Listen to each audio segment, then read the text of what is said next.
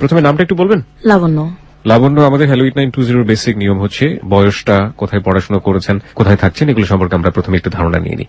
21 বছর বয়স এবং আমি লেখাপড়া করেছি কামরাঙ্গীরচর, পুরান ঢাকায়। আচ্ছা, আপনি এখন আছেন ওখানেই?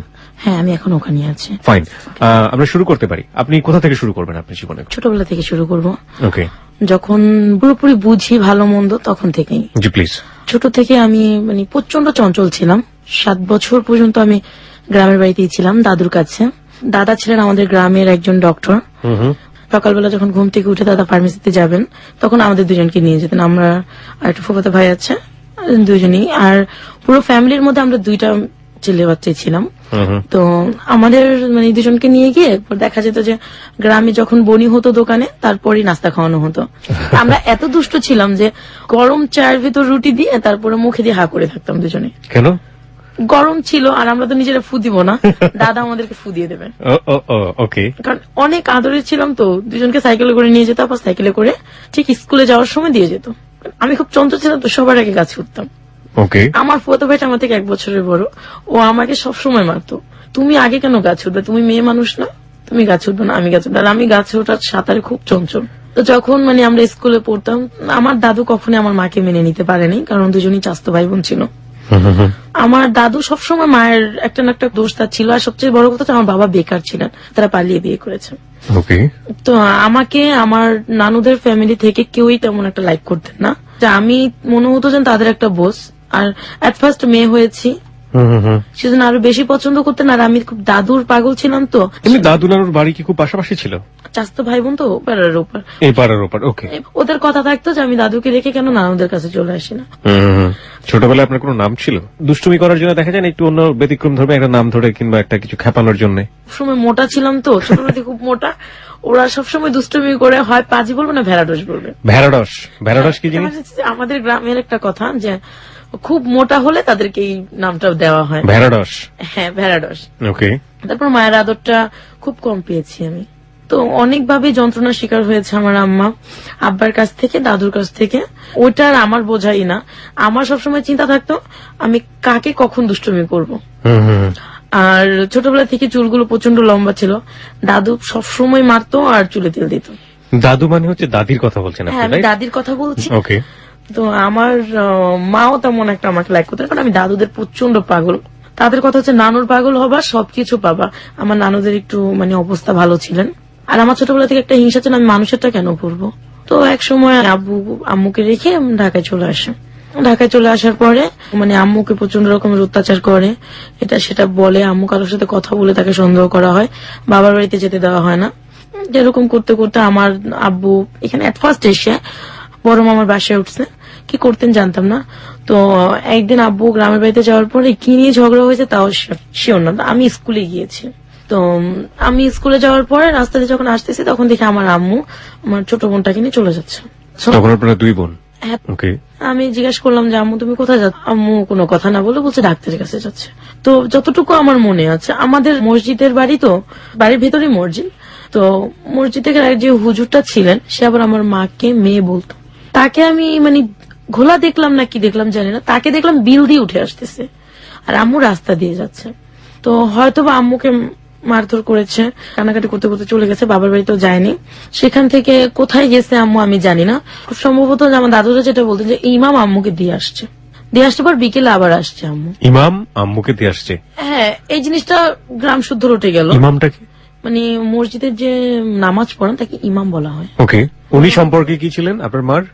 আমাদের বাড়ির হুজুর ছিলেন উনি হচ্ছেন বাড়ির হুজুর ছিলেন। হুজুর, আর আমার মাকে মেয়ের মতো ভালোবাসতেন আর কি। তো ওনাকে নিয়ে একটা কুৎসা রটনা হলো। ওই আমাকে না আবার প্রশ্ন করা হয়েছে কি তোমার আম্মু কার সাথে গেছে, আমি জানি না। প্রথম থেকে তো আম্মুকে মেয়ে মেয়ে করতেন, তো একটু সন্দেহ ছিল। আমাকে বলতেছে হুজুর আসেনি দুপুরবেলা। হুজুরকে তো আমি দেখছি আসতে, খুব চঞ্চল তো, সত্যি কথাটাই আগে বলতাম। সম্ভবত আম্মু তার সাথে গেছে। আর কোত্থেকে যেন কে বলেছে যে আম্মুকে আর তাকে আমাদের উপজেলার এক মিষ্টির দোকানে দেখছে। এই তো তাদের সন্দেহটা ক্লিয়ার হয়ে গেছে।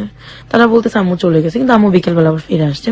আব্বু যখন রাতে ফিরলো, সেদিন আর কিছুই বলো না, আম্মুর সাথে খুব চিল্লাচিল্লি হলো। পরের দিনও কিছু হলো না। রাত্রেবেলা দেখা গেছে কি হঠাৎ করি না আম্মু প্রচন্ড কান্না করতেছে পাশের রুমে। তো আমি গেলাম, যা দেখি আমার আব্বু প্রচন্ড মারতেছে আমার আম্মুকে। দেখা গেছে প্রচন্ড মারতেছে, কেউ তাকে ধরে না। তো আম্মুকে মারতে মারতে বের করে দিছে ঘর থেকে। বের করে দেওয়ার পরে এখন আমরা তো পেছনে যাব, দুইটা বোনই। কিন্তু এই ঘটনাটা আমার লাইফে আমি কোনোদিন ভুলবো না আর কি। আমার মাকে যখন বের করে দিলাম, আমার মা চিৎকার করে, এক গ্রামের মানুষ এক জায়গায় হয়ে গেল। তো আমার মাকে বের করে দেওয়া হলো, আমাদেরকে দেওয়া হলো না সাথে। তো আমার মা ওখান থেকে মানে এক মামা ছিলেন, আমি নামটা জানি না, আমাদের এলাকারই। তো ওই মামা মাকে নিয়ে নানু বাড়িতে ওঠে। নানু বাড়িতে ওঠার পর নানুর একটা বোরকা, একজোড়া স্যান্ডেল নিয়ে আমার মা শরীয়তপুর কোর্টে উঠে যায়, আমার উকিল নানার কাছে। ওখানে ওঠার পরে না আমার দাদুরা চিন্তা ভাবনা করছে, একবারে তো গেছে তো এখনই ডিভোর্স নিয়ে দেবো। কিন্তু আমরা তো মামা করে প্রচন্ড কান্না করতেছিলাম রাত্রেবেলা। তো পরের দিন আমি মানে স্কুলে গেছি, অনেকে অনেক কথা বলছে, আমার ওগুলো তো সেন্সে ঢুকবেই না, আমি তো দুষ্টুমি করি। আম্মু যে চলে গেছে এই সেন্সটা আমার মাথায় নেই। আমাদের দুটো বোনকে দেখে আম্মু চলে গেছে। স্কুল থেকে আসছি পর দাদা শুয়ে আছে বিকালবেলা, ফুপিরা বলতেছে তোর আম্মু তো গেছে, আর আসতে হবে না, তোর আম্মু চলে গেছে, যাক তোরা আমাদের কাছে থাকবি। আমি বলছি হ্যাঁ থাকবো, যদি তোমরা আম্মুর মতো বকা না দাও। তো ওই 99 এই ঘটনাগুলো। তো এক সপ্তাহ পরে ওখানে গিয়ে আম্মুর একটা লোকের সাথে পরিচয় হয়, শাহজাহান খন্দকার, সুপ্রিম কোর্টের সম্ভবত মহিরি না কি ছিল আমি জানি না। ওনার সাথে পরিচয় হয়, ধর্মের ভাই ডাকে তাকে। তো আব্বু যখন মানে আম্মুকে আনতে গেছে, আম্মু তাকে বললো তুমি তোমার হাজবেন্ডের সাথে চলে যাও, আর কোনো কে আনতে গেছে তাকে? আমার আব্বু আনতে গেছে তাকে। আচ্ছা, কে বলছে চলে যাওয়ার কথা? ধর্মের ভাই শাহজাহান খন্দকার, উনি। আচ্ছা, তুমি তোমার হাজবেন্ডের সাথে চলে যাও, আমরা তোমাকে আবার নিয়ে আসবো। তো এই কথা বলার পরে আব্বুর সাথে পরিচয় হয়, আমার উকিল নানাও তাকে সায় দিয়েছে যে যাও দেখো কি হয়।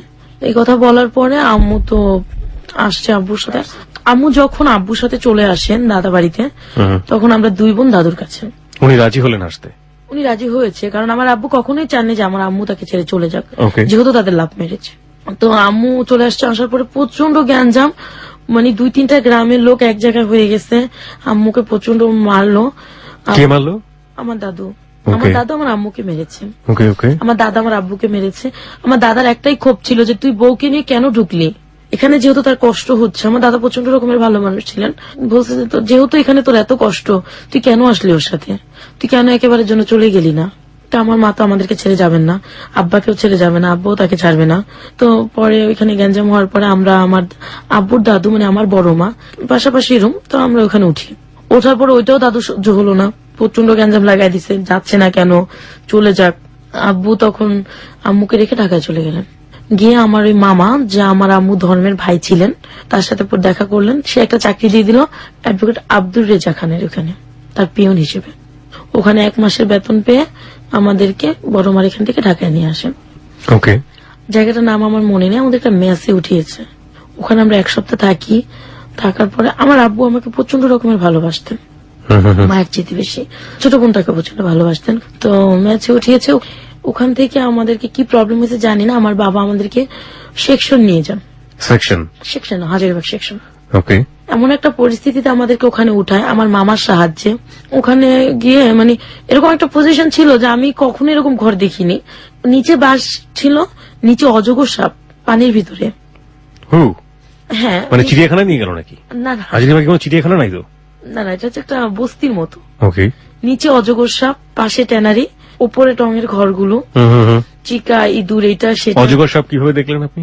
খালটা ভরে অজগর সাপ ছিলেন, এজন্য মানে 1 তলা সমান উঁচু করে বাঁশ দিয়ে তারপর টঙের ঘরগুলো বানানো হয়েছে। অজগর সাপ সম্ভবত, যে সাপের বিষ নেই। মানে সাপ ছিলেন নিচে আর কি। সাপ ছিলেন মানে সাপকে আপনি সম্মান করে আপনি বলছেন? না, তো ওখানে যাওয়ার পরে 6 মাস পরে আমাদের খবর আসলো যে আমার দাদা মারা গেছে। আমি যেটা এখনো উপলব্ধি করি যে দুর্ঘটনার কথা শুনলে খুব দ্রুত কোথাও যাওয়া যায় না। আমরা লঞ্চে উঠলাম, মাঝপথে লঞ্চ নষ্ট হয়ে গেল। তারপরে যে বেবিতে উঠেছি, সেই বেবিটা অর্ধেক পথে নষ্ট হয়ে গেছে। মানে অনেক কষ্টে অনেক কি করে আমাদের 2টা বোনকে নিয়ে, বাবা মাকে নিয়ে বাড়িতে গেলেন। যাওয়ার পর দেখি প্রচন্ড সবাই কান্নাকাটি করতেছে, আমার দাদু সেন্সলেস, ফুপুরা কান্নাকাটি করতেছে আমার মাকে ধরে, মাও প্রচন্ড কান্নাকাটি করতেছে, আশপাশের লোক। আমার দাদা মরার পরে এত লোক মনে হয় না আমি আজও দেখেছি। সে এত ভালো ডাক্তার ছিলেন, এত ভালো লোক ছিলেন সে। আমরা গ্রামে যাওয়ার পর দাদাকে মাটি দিয়ে আমার আব্বা 4 দিন 5 দিন চলে আসলেন। ঢাকায় আসার পর আমাকে স্কুলে ভর্তি করানো হয়, ওখানে লেখাপড়া করানো হয়। পরে আমার যে মামা ছিলেন, ধর্মের মামাটা, উনি ঢাকা কামরাঙ্গীরচরে বাড়ি করলেন। ধর্মের মামা মানে ঠিক বুঝলাম না। ধর্মের মামা মানে হচ্ছে যে শরীয়তপুর গিয়ে যার সাথে মানে অ্যাডভোকেট শাহজাহান খন্দকার, উনি আমার মায়ের ধর্মের ভাই ছিলেন। ওকে, উনি যখন আমার বাবার সাথে ঝগড়া করে চলে গেলেন তখন তার সাথে পরিচয় হয় ওখানে কোর্টে, তো সেই হিসেবে ধর্মের ভাই। তার মানে তার সাথে পূর্ব পরিচয় ছিল না, কোর্টে গিয়ে পরিচয়? কোর্টে গিয়ে যখন আমার মা চলে গেলেন, বাবা আনতে গেলেন, তখন পরিচয় হয়েছে। ওকে।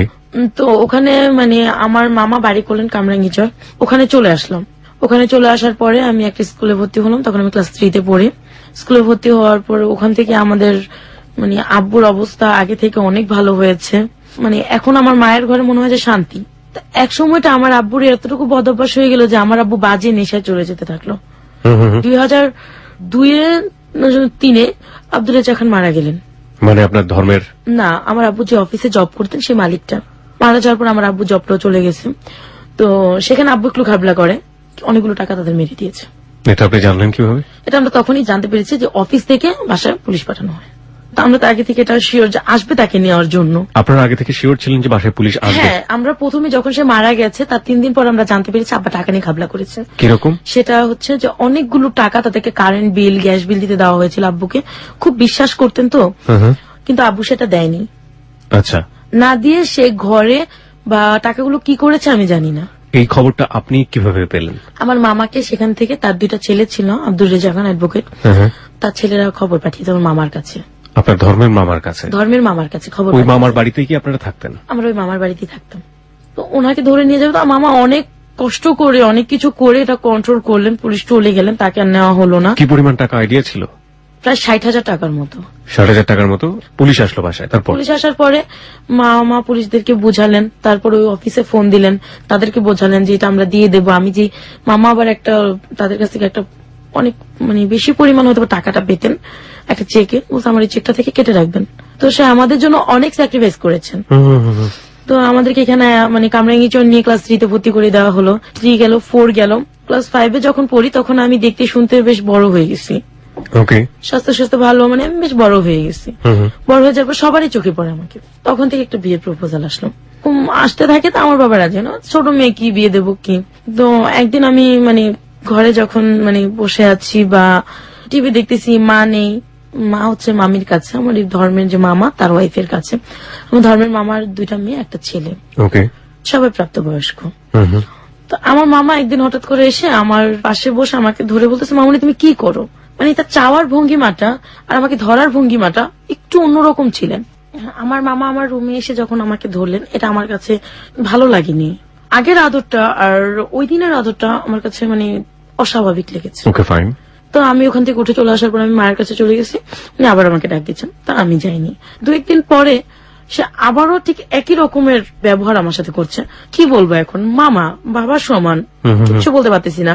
আমার মতো করে আমি প্রায় মাস 3 ওনাকে এভাবে এড়িয়ে গেছি। আপনি তো বুঝতে পারছিলেন যে আচরণটা অস্বাভাবিক একটা আচরণ, যেটা আপনাকে মানসিকভাবে পীড়া দিচ্ছে। আপনি কারোর সাথে শেয়ার করেননি ব্যাপারটা? শেয়ার করার মতো আমি তখন ওরকমটাই করিনি যে মামা মানে আমার সাথে এরকম করছে। আমি ভাবতে পারি হয়তো বা মাঝে এরকম করেছে, আমি একটু বললে মামা হয়তো শুধরে যাবে। আপনি বলেছেন মামাকে 3 মাসের মধ্যে, মামা আপনি এরকম কেন করেন, আপনি একটু ভদ্রভাবে আচরণ করেন, বা বেশি কিছু বলতে পারতাম না। তো ওটা বললে উনি কি বলতো? এইটা কোনো ব্যাপার না, তুই তার আমার রক্তের না। তো তখন আমি কথাটা এরকম ভাবে বুঝতাম না। ক্লাস 5 এ ফাইনাল পরীক্ষা দিচ্ছি। ফাইনাল পরীক্ষা দেওয়ার পর আমি বেশ কিছুদিন ছুটিতে ছিলাম, তো আমরা গ্রামের বাড়িতে বেড়াতে গেছি। আমি এখানে একটু জি ফিরে আসবেন নিশ্চয়ই, আপনার জীবনের গল্পে আমি যাবো। তবে তার আগে বারবারই বলি হ্যালো উইথ 920-তে চাইল্ড সেক্সুয়াল অ্যাবিউজ বলে একটা ব্যাপার আছে, আপনারা নিশ্চয়ই জানেন। এগুলোর স্ট্যাটিস্টিক্স যদি আপনি দেখেন, সেগুলো রীতিমতো ভয়াবহ। হিউজ অ্যামাউন্ট অফ পার্সেন্টেজ এই ধরনের হ্যারাসমেন্টের শিকার হয়। বিশেষ করে শিশু যারা আছে তাদের ব্যাপারে সতর্ক থাকুন, এবং একই সাথে যারা শৈশবটা তো পার হয়ে এসছে, তারপরেও আমি মনে করি যে যদি কখনো বন্ধুর দ্বারা হোক বা কখনো এরকম কোনো বড় মানুষের দ্বারা হোক বা যে কোনো ভাবেই হোক যেটা অস্বাভাবিক আচরণ মনে হবে, সেগুলো এসে পরিবারের অভিভাবক যারা রয়েছেন তাদের কাছে খুব সুন্দর করে বলে দেয়া, এবং এগুলো যে মানসিকভাবে কতটা বিকারগ্রস্ত করতে পারে পরবর্তীতে পার্সোনালিটি বিকাশে, এটার অনেক এক্সাম্পল কিন্তু দুনিয়াতে আছে। আমার মনে হয় প্লিজ আপনারা এই ব্যাপারটাতে সচেতন থাকবেন। ওকে। তো আমরা গ্রাম থেকে যখন ফিরে আসলাম, তো আইসা দেখি তার বাসায় একটা কাজের মেয়ে আছে, রুমা নামের একটা মেয়ে। ওর সাথে আমার খুব ভালো ফ্রেন্ডশিপ হয়ে গেল। তো ও মামাকে পছন্দ করতেন না, ও আমার বয়সী ছিলেন। মামাও দেখি যে তার মানে আচরণটা খুব ভয়াবহ হতে যাচ্ছে আপনার প্রতি, আমার প্রতি, এন্ড একই আচরণ আমি রুমার প্রতি দেখলাম। আমার সামনে। তো তখন আমি আমার মাকে বললাম, মা, মামা জানে কেমন কেমন করে। কয়, শোন, তুই তার মেয়ে আর সে আমার ভাই, সো তাকে তুই এরকম চোখে দেখবি কেন? তা আমি বলছি, মা, এটা কোনো কথা না, আমি কিরকম চোখে দেখছি, সে রুমার সাথেও করে। তো বলতেছে, শোন, রুমা খারাপ, ও একটা কাজের মোর সাথে কেন মিশবি? এই কথাটা বলে মা আমাকে স্টপ করে। যেহেতু মার কাছে আমি চান্স পাইনি, আর বাবাকে তো প্রচন্ড ভয় পাই, বাবাকে তো বলা সম্ভবই না। তো হঠাৎ করে আমার আম্মা অসুস্থ হয়ে পড়লেন। তো আমার আব্বা তখন নতুন চাকরি পেল একটা হাউজিং কোম্পানিতে। তো প্রথম মাসে সে 1 রুম ছেড়ে 2 রুমে উঠলেন, তারপর টিভি কিনতেছে। মানে আব্বার অবস্থা খুবই ভালো হচ্ছে। আর ছোটবেলা থেকে আমরা কোনো টিচার দিয়ে পড়িনি, ওই মামার 2টা মেয়ে ছিলেন, ওদের কাছেই লেখাপড়া করতাম। 6টার দিকে পড়তে গেলে রাত 9টায় ছাড়তো। ওকে।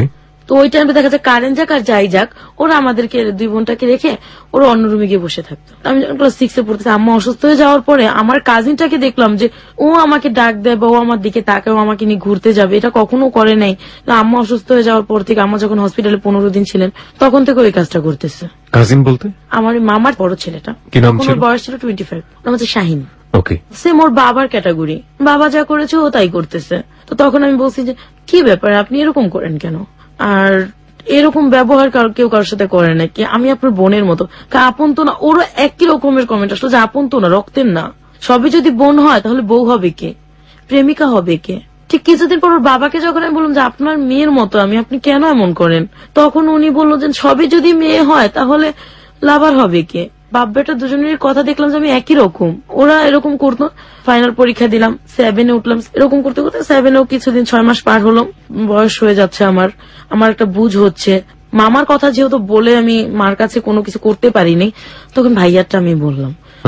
আমাকে আমার মা উত্তর দিল, তোর কি সমস্যা, তুই কখনো তোর মামার কথা বলিস, কখনো তোর ভাইয়ার কথা বলিস।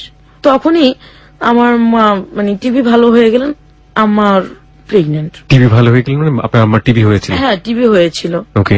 তার বছর খানেক পরে আমার ভাই জন্ম নিল। দেখা যাচ্ছে যে মা বাবা চেঞ্জ হয়ে গেছে। তাদের এই চেঞ্জটা আমার মানে লক্ষ্য করলাম যে তারা এখন আর আমাকে আগের মতো আদর করে না। কিরকম? দেখা যাচ্ছে তোকে লেখাপড়া করতেছি, আম্মা ঘরে গল্প করতেছে মামির সাথে, কাজগুলো উনি লেখাপড়া বাদ দিয়ে আমাকে দিয়ে করাচ্ছে। এইভাবে মানে আস্তে আস্তে আমার লেখাপড়াটার ক্ষতি হতে যাচ্ছে না। আর দেখতাম যে মানে বাবা আসলেই আমার নামে এক গাধা বিচার, আমি এটা করেছি, আমি ওইটা করেছি। তো এই জিনিসগুলো আমার কাছে ভালো লাগতো না। তখন না আমার কাছে মনে হচ্ছিল যে কেন এমন করে তারা, তাহলে আমি তাদের আপন না। ওইদিকে আমার কাজিন আমার সাথে ব্যবহার খারাপ করছে, তারপর মামার ব্যবহারটা অস্বাভাবিক। তো এর মানে এইভাবে করতে করতে বাবা মাকে আর বোঝাতে পারলাম না এগুলা। ওরা আর আমার এই সমস্যাগুলোকে মানে ফলো করতো না। আমার ফুপি খেয়াল করতেন। আমার খালামণি বাহির থেকে আসার পর খালামণিকে বলছে, খালতো বোনটাকে বলছি।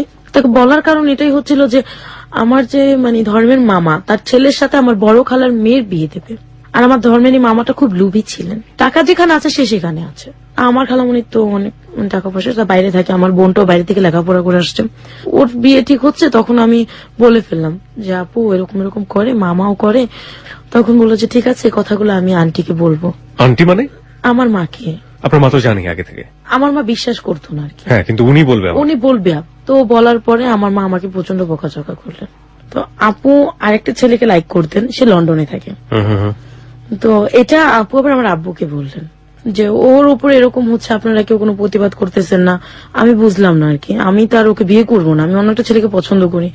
আর আপনারা যেভাবে উঠে পড়ে লেগেছেন আমার বিয়ের জন্য, আমি ওর মতো একটা ছেলেকে কেন বিয়ে করবো যে ঘর জামাই থাকতে চায়। তো যে কোনো কারণে এগুলো কথা কাটাকাটি হওয়ার পর বিয়েটা ভেঙে গেছে। আমি বলছি কথাটা প্রকাশ হয়ে গেছে, আমার মা সবাইকে বলে দিছে। আমার মামার সেটা ভালো লাগেনি, আমার উপর সে প্রচন্ড বিরক্ত হওয়ার পরে সে আমাকে ডাইরেক্টলি প্রপোজাল করছে যে তুমি আমাকে সময় দেবে। তো আমি বলছি যে না, অসম্ভব। কিছুদিন পরে আমি যখন ক্লাস 8-এ উঠলাম, তখন আমার বাবা আমার বিয়ের জন্য খুব তোলপাড় হচ্ছে। ফুপি একটা বিয়ের প্রস্তাব আনলেন। একটা বিয়ের প্রস্তাব আনার পরে আমি রাজি হইনি। আমার স্বপ্ন হচ্ছে আমি একটা ভালো ছেলেকে বিয়ে করব, তো আমি যাতে এই থেকে একটু ভালো পরিবেশে যেতে পারি। আর ছোটবেলাতে একটা ধারণা ছিল যে উপরের লেভেলের মানুষদের হয়তোবা ভালো চিন্তা ভাবনা থাকে, তারা একটু ভালো হয়। কারণ আমি পজিশনে থাকতে থাকতে আমি বিরক্ত হয়ে গেছিলাম, মনে হচ্ছে কবে বেরোতে পারবো এখান থেকে। তো বিয়ের প্রস্তাব আনার পরে আমার বাবা মা দুজনে বিয়েতে রাজি হয়ে গেলেন। ছেলে কি করতো? মোবাইল কোম্পানিতে জব করতেন, 8,000 টাকা স্যালারি ছিল। ওকে। তো বাবা মা বললো কি যে ও যেহেতু ডিগ্রি সেকেন্ড ইয়ার পড়তেছে, ডিগ্রি ফাইনাল দিলে ওকে ব্যাংকে অথবা কিছুতে চাকরি দিয়ে দেবো, সে তো অবস্থা ভালো হয়ে যাবে। আমি বিয়েতে রাজি হলাম। বিয়ের দিন রাত্রে যখন ওরা কাবিন করবে, তো শুনলাম যে যৌতুক নাকি তারা 2 লাখ টাকা যৌতুক চাচ্ছে। এটা নাকি তাদের গ্রামের প্রথা আছে যে দিতেই হবে। আমার বাবা কোনো মতে রাজি হননি। তারপরে অনেক ঘটমটর করে রাত 11টার দিকে ঠিক হলো যে না ঠিক আছে ওরা কোনো যৌতুক নেবে না, বিয়েটা হবে।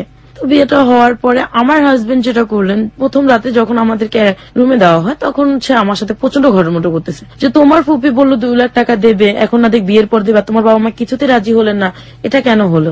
আমার প্রচন্ড কষ্ট হলো। আমি জানি বিয়ের রাত্রটা খুব সুন্দর হয়, ভালো হয়, তো তার একটা ভালো ছেলের সাথে আমার বিয়ে হয়েছে। তো বিয়ের পরের দিন যথারীতি সে আমার সাথে প্রচন্ড রাগ, কথা বলে না। তৃতীয় দিনে একই অবস্থা গেল। চতুর্থ দিনও সে মানে বিভিন্ন মেয়েদের কথা আমার কাছে বলে, কাকে ভালোবাসতেন, কোথায় যেতেন, সবকিছু বলতেন, আর এই জিনিসগুলো আমার কাছে ভালো লাগতো না। তো এইভাবে যখন মাস খানেক কাটলো, পরে আমি জানতে পারলাম যে তার আমার ছোট ফুপির সাথে একটা আগের একটা সম্পর্ক ছিল। কিভাবে জানলেন? এটা আমি জানতে পারছি আমার ফুপি আর আমার হাজবেন্ডের ব্যবহারে। ফুপি আমার হাজবেন্ডকে ভাইয়া বলতো, যেখানে তার জামাই হয়, মেয়ে জামাই। আমি কিন্তু তখনও শ্বশুর বাড়িতে যাইনি, আমি আমার বাবা মার কাছে বিচার দিলাম। আর আমার হাজবেন্ড দেখতাম যে প্রতি সপ্তাহে আমার ফুপিকে বাজার টাজার করে দিতেছে, যাইতেছে ওদের মেয়েদেরকে। তা আমি বললাম যে আমার বোনগুলা, আর একটা আমার ফুপুর হাজবেন্ড ছিল না, মারা গেছে, যে একটা বিধবা মানুষ, তাকে হেল্প করতেছে, ভালো কথা, আমি কিছুই বলতো না। পরে যখন দেখতাম যে তাদের সম্পর্কটা একদম আমার খোলাখুলি হয়ে গেল, আর আমি অনেকের মুখে শুনতাম ফুপুদের বাসায় যখন যেতাম যে ওর সাথে আগে থেকে সম্পর্ক, তোমাকে কেন বিয়ে দিচ্ছে? তো এই জিনিসটাতেই না আমার ভালো লাগতো না। বাবা মাকে এসে বলছি, ওনার কাছে জিজ্ঞেস করছে, উনি স্বীকার করছে। ফুপি কখনো স্বীকার করেনি, আমার হাজবেন্ড স্বীকার করছে হ্যাঁ আগের একটা সম্পর্ক ছিল, এখন নাই। তো তখন থেকে একটা ঘেন্না। তো মাস 3 যাওয়ার পর আমাকে আমার শ্বশুর বাড়িতে নেওয়া হলো, খুলনা কয়রা থানায়, একদম গ্রাম। লেখাপড়া বন্ধ? হ্যাঁ, আমার লেখাপড়া বন্ধ হয়ে গেছে। কোন ক্লাসে থাকা অবস্থায়? এটা যখন আমি ক্লাস 10 উঠলাম। ওকে। তো শ্বশুর বাড়িতে যাওয়ার পরে পুরো ঠিক আমি ঘরের অবস্থা যেটুকু দেখলাম, দেখে মানে আমি কান্না করতেছি।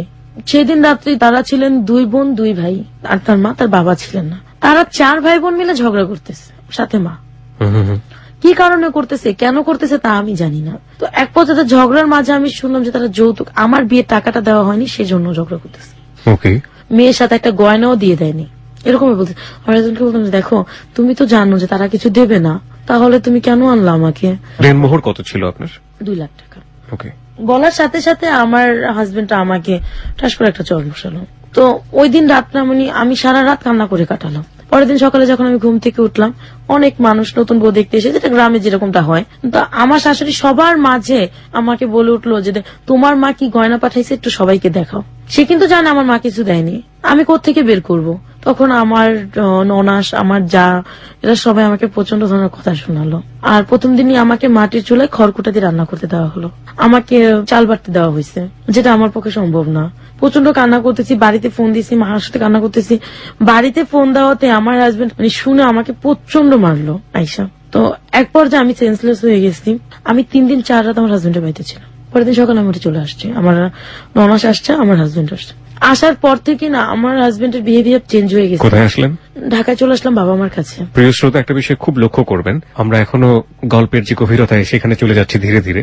এবং ওই সবসময় একটা কথা বলে থাকি যে ইভেন্ট ইউ ক্যান ইমাজিন, শেষ পর্যন্ত গল্পটা কোথায় গিয়ে থামবে। কারণ জীবন অদ্ভুত রকমের একটা বিষয়, এবং এই প্ল্যাটফর্মে এত বেশি নাটকীয়তা থাকে যে গল্প উপন্যাসের পাক সেখানে কিছুই না। শুধু একটা বিষয় লক্ষ্য করার মতো যে লাবণ্য যখন তার জীবনের গল্প বলা শুরু করেছে, তার শৈশবে একজন মানুষকে পেয়েছিলাম তার জীবনের জন্য পরিপূরক। পরিপূরক বলছি এই অর্থে, তার দাদা ছোটবেলায় তাকে নিয়ে যেতেন একটা ফার্মেসিতে, এবং সেখানে তার মজার কিছুটা সময়। এরপরে একটা মানুষও আমরা এখন পর্যন্ত পাইনি যে মানুষটার কাছে গিয়ে সে একটু ঠাঁই পেতে পারে, মনের কথা বলতে পারে, পরিবার থেকে শুরু করে চারপাশের সমস্ত কিছু।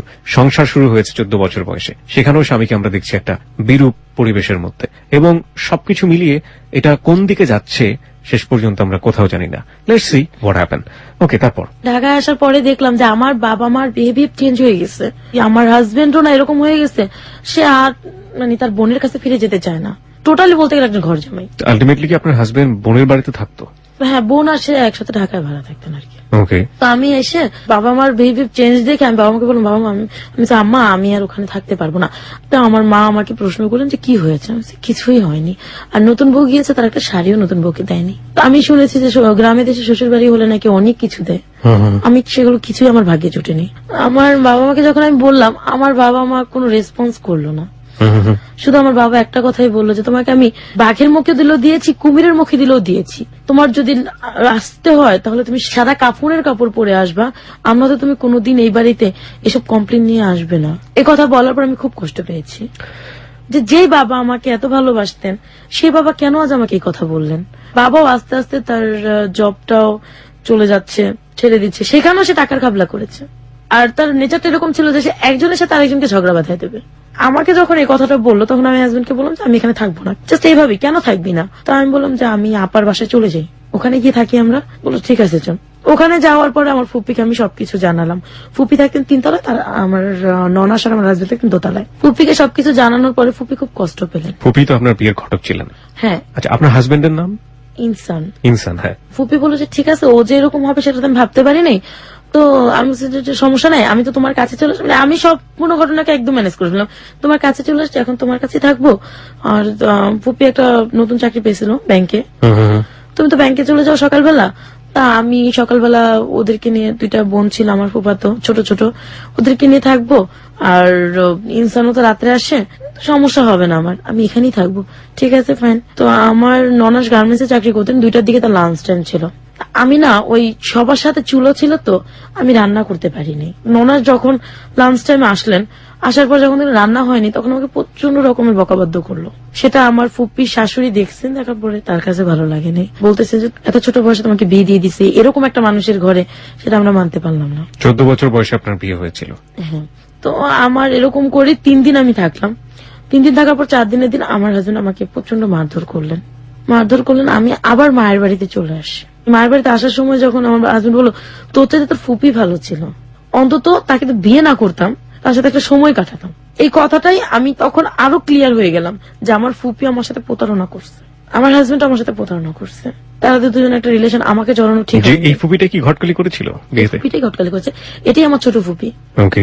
যখন শিওর হয়ে গেলাম তখন বাবা মাকে এসে বললাম। বাবা মা আর আমাকে বাড়িতে দিলেন না, আমার হাজবেন্ডকে আর ওখানে আসতে দেননি। তুমি আসবে না, আমার মেয়ে আমাদের কাছে থাকবে। আর 1 সপ্তাহ পরে ফিরে দেখলাম যে বাবার অবস্থা আরো করুণ হয়ে যাচ্ছে, যে সে জুয়া খেলে। কিভাবে বুঝলেন? আমি যে রুমটাতে থাকতাম সেই রুমটাতে সে লোকজন নিয়ে টাকা নিয়ে দিয়ে তাস খেলতেন, টাকা দিয়ে খেলা থাকতেন। ওকে। আমার কাছে খুব কষ্ট লাগলো। কষ্ট লাগার পর আমার হাজবেন্ড দিয়ে যে গেছে সে আর আমার খোঁজ খবর নেয়নি। এরকম করতে করতে আমাদের 6টা মাস কিন্তু কেটে গেছে বিয়ে। এই 6 মাসে সে একটা সুতা পরিমাণ জিনিস আমাকে দেয়নি।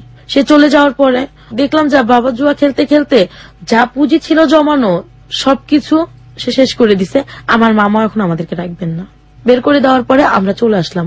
ওখান থেকে একটু দূরে আসলাম, একই জায়গায় কামরা। তখন আপনি ফ্যামিলির সাথে? আমি তখন ফ্যামিলির সাথে হাজবেন্ডের ঘর ছেড়ে চলে আসছি।